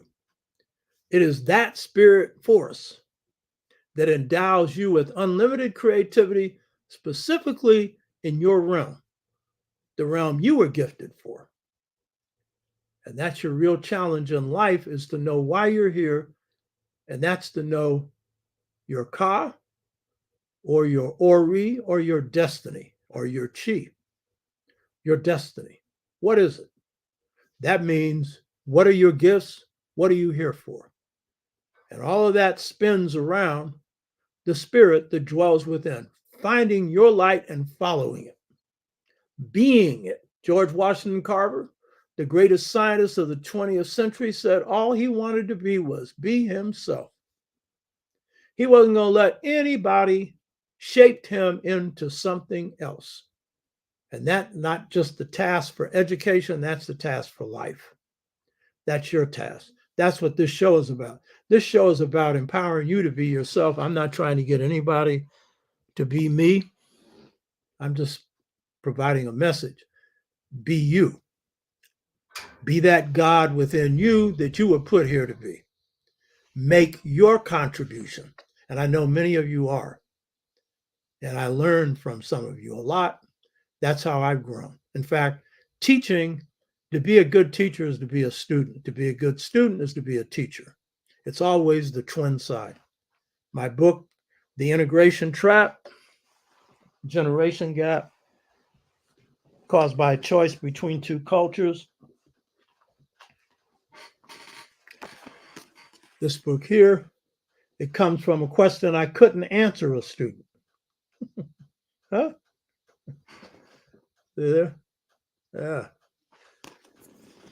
And then God gave me the answer, and then I moved on. You know what I mean? Huh? So sometimes the best experience in your life is the mistakes you make, the pits you fall into that can lead to motherwit, the questions you can't answer that you seek to get. And in the end, they're in here. Hotep, I hope you got something out of this. And I hope you got something, any questions or anything you got to ask or observation you want to make. Alchemical Empress, thank you, lady. Appreciate that.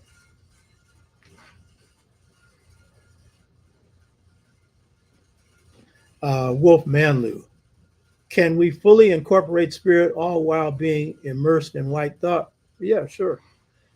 First of all, we're not as immersed in white thought as we think, in that we recreated a culture here based on spirit.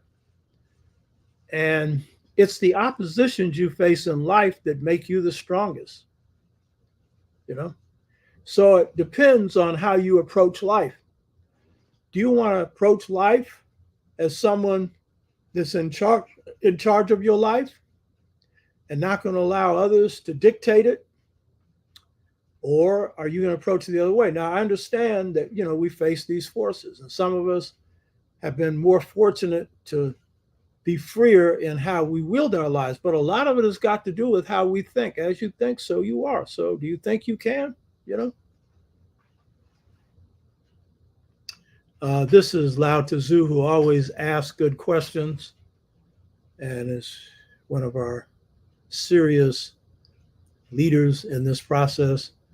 I am in an African community in Illinois working on sustainability while listening, posting comments and questions after my second review. Yeah, very good. I get the impression that you're dealing with environmental issues. Is that right, Lao Tzu?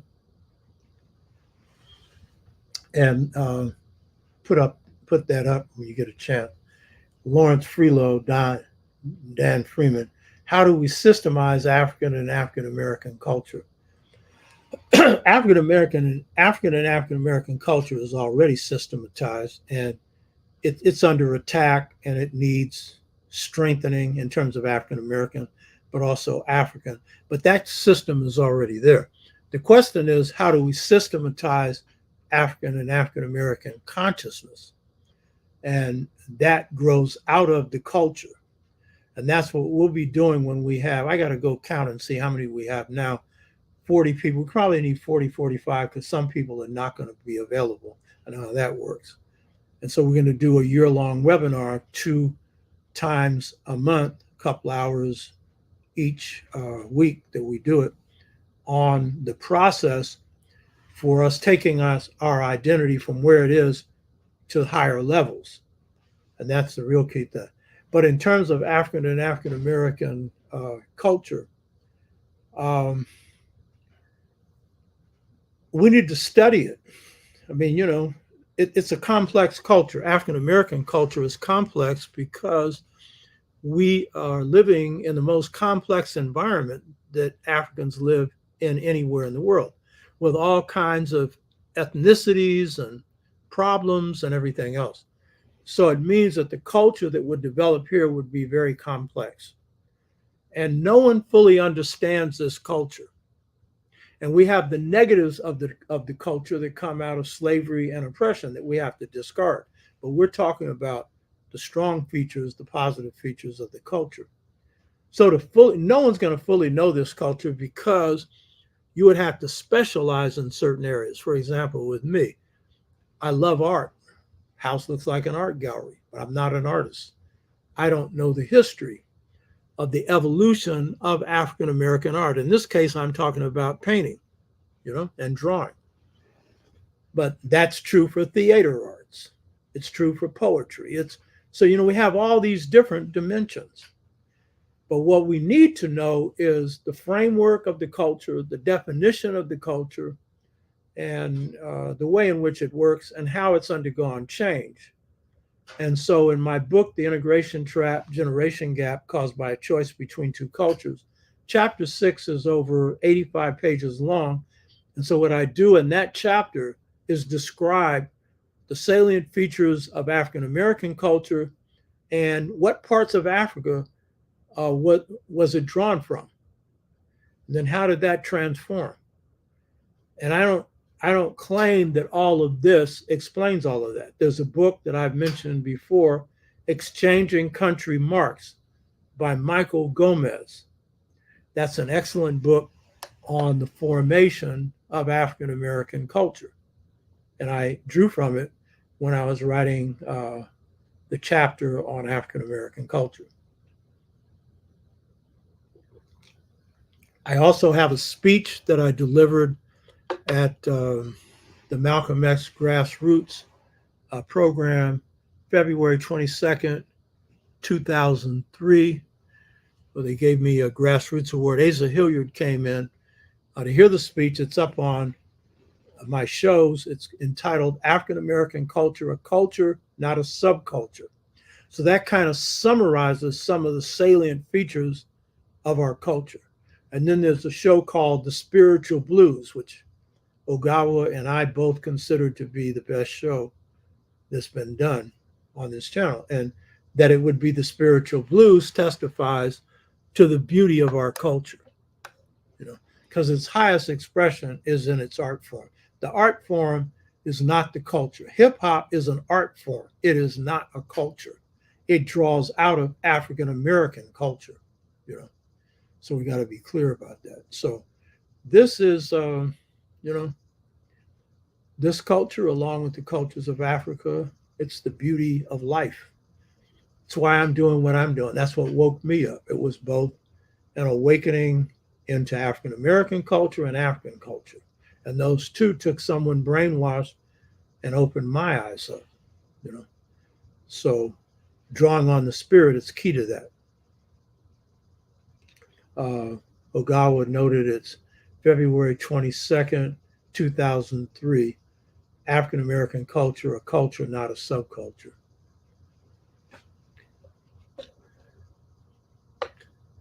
Commissar, sometimes it's not how you make it, but how you take it.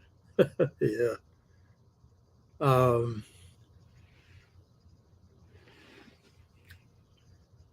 Okay. Let's see if we got anybody got any comments or anything to make here.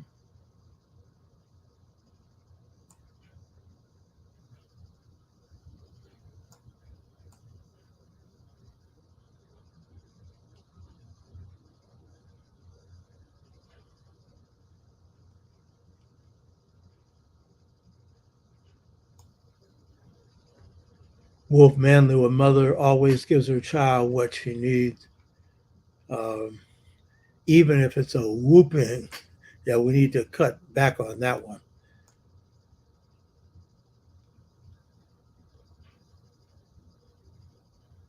Yeah, and I want to stress this, as Brother Gawa said, hit the like button and subscribe if you haven't, and encourage people to subscribe to the show.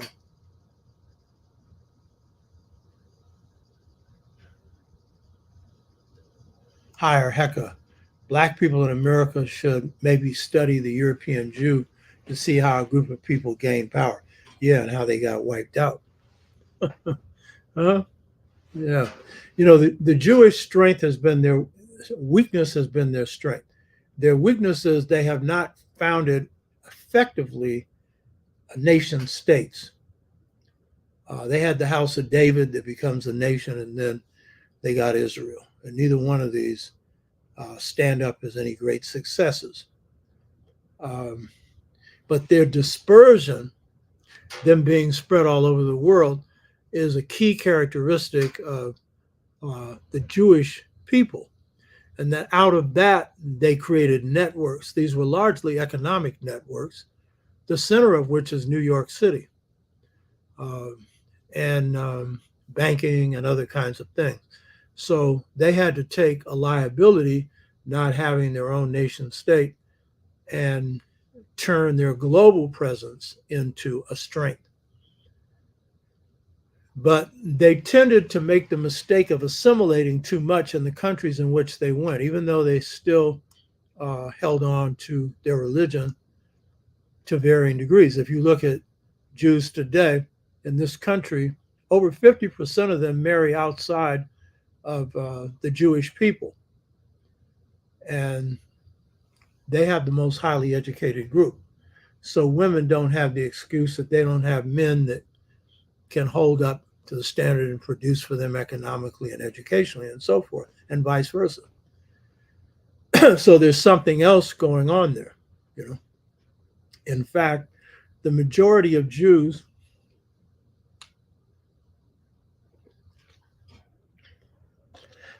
have a very thin thread to base their identity on, very thin.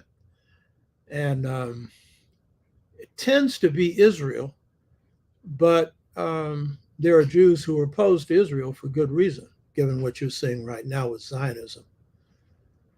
So they got problems, you know what I mean, in terms of how serious are they about being Jewish. You know? And then this Ganlodo African Voodoo Maroon monarchy.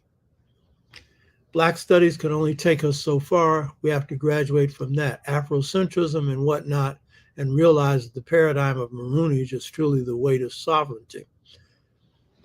It's not either or. Maroonage is basically Africans going into their own communities in slavery into the mountains and continuing their own culture and resisting and fighting. And then out of this came the Haitian Revolution and many other rebellions. And we had them in the US, but they weren't as strong given the numbers that were aligned against us, the number of whites. But still, we had Maroonage here as well. The biggest form of Maroonage here was petty Maroonage. That's running away because we had that option, you know. Jacob Carruthers concluded that had the Civil War not been fought, petty Maroonage would have destroyed slavery. And it may well have, you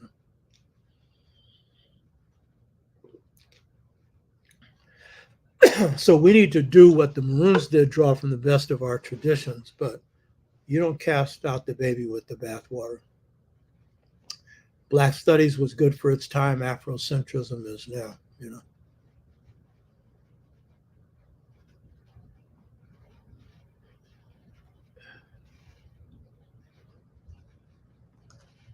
Wale, truth, trust, unity. Truth breeds trust. Trust breeds unity. No one unifies with those they do not trust. No one trusts those who do not speak truth. Speak truth always. Yeah, true.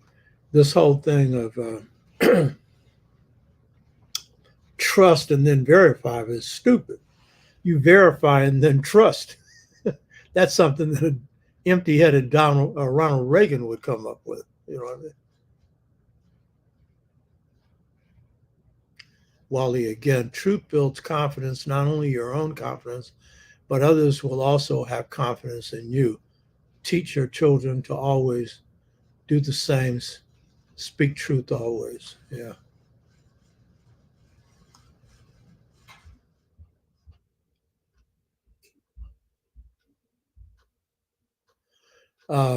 Again, Gon Lodo, totally with you about the historians ignoring spirit. And I will add culture. Many of our revolutionary scholars do not acknowledge spirit and culture. Yeah, that's true. Not just a big mistake. You're not a revolutionary if you're not drawn from the best of your culture.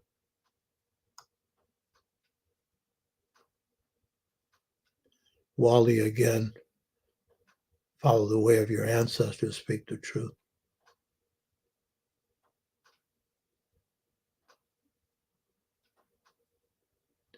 Wally is talking about the Niger people, which he is, and proud of.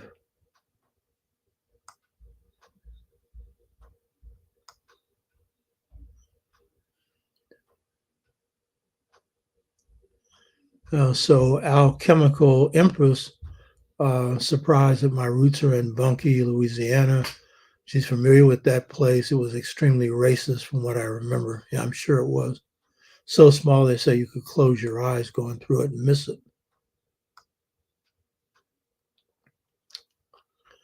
it. Common Czar, after the show, listening to you, You Can't Make Peace by Willie Dixon is a helpful reminder of the work to be done. Yeah.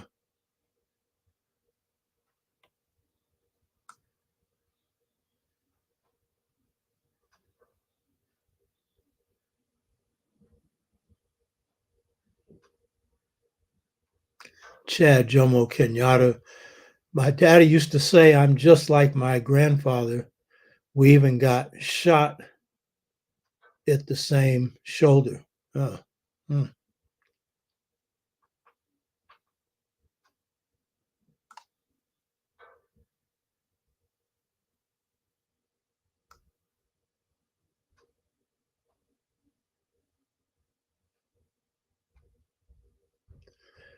Kamazar talking about it's important. It would be good if everybody cared about everybody. Yeah.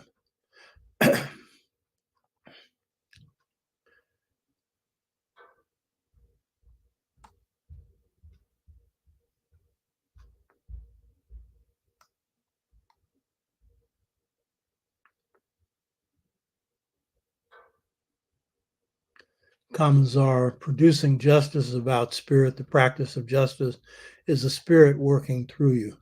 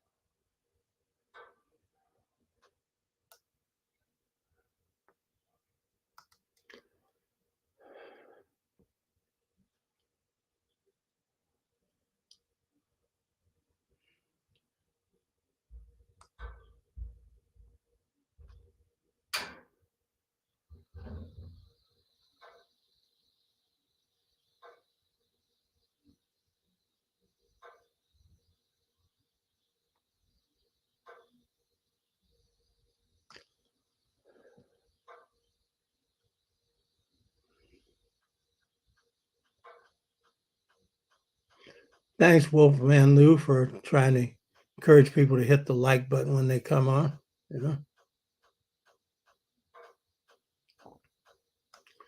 Okay, let's see what's new on the bottom.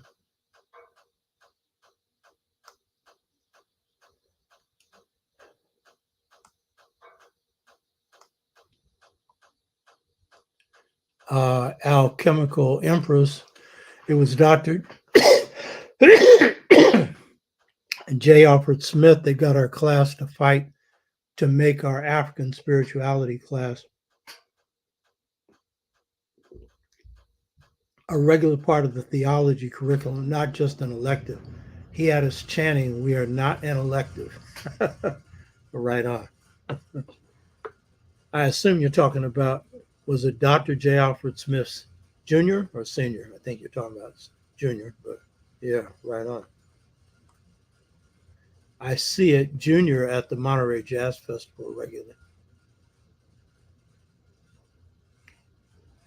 Alchemical Empress, do you feel that the rise of the African feminine energy is bringing back the spiritual component of our history, ancient civilists? Yeah, I think that partially caused by breakdowns in communities, sisters have had to fill gaps they didn't have to fill before, doing too much in the family. And that's pushed the feminine energy forward. And with the youth, these movements have had a strong feminine energy. And that's restoring a lost balance that we need. So, yes.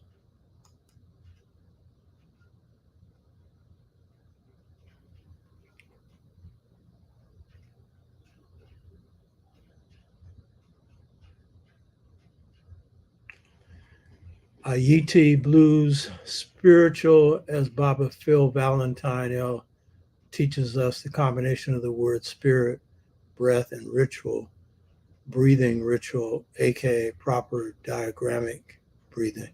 Yeah, it's a part of it. A lot of different ways to access the spirit.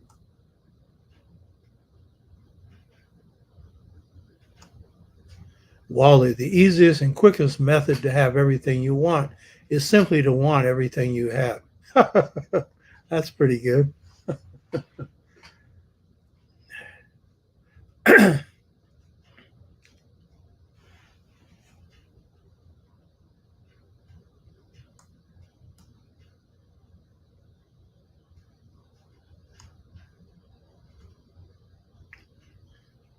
So, talking about breath and spirituality, Ayete Blues, Wale. The opposite of right is not wrong. The opposite of right is left. Okay.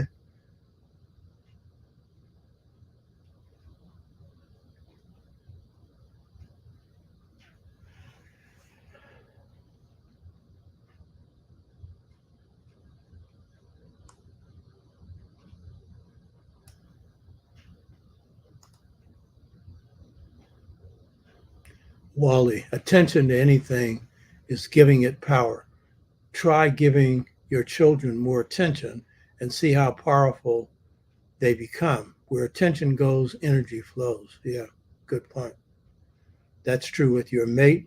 That's also true with yourself.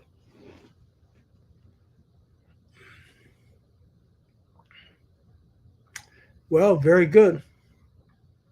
So I'll see you next week. Enjoy this, and you all have a good weekend. Hotep.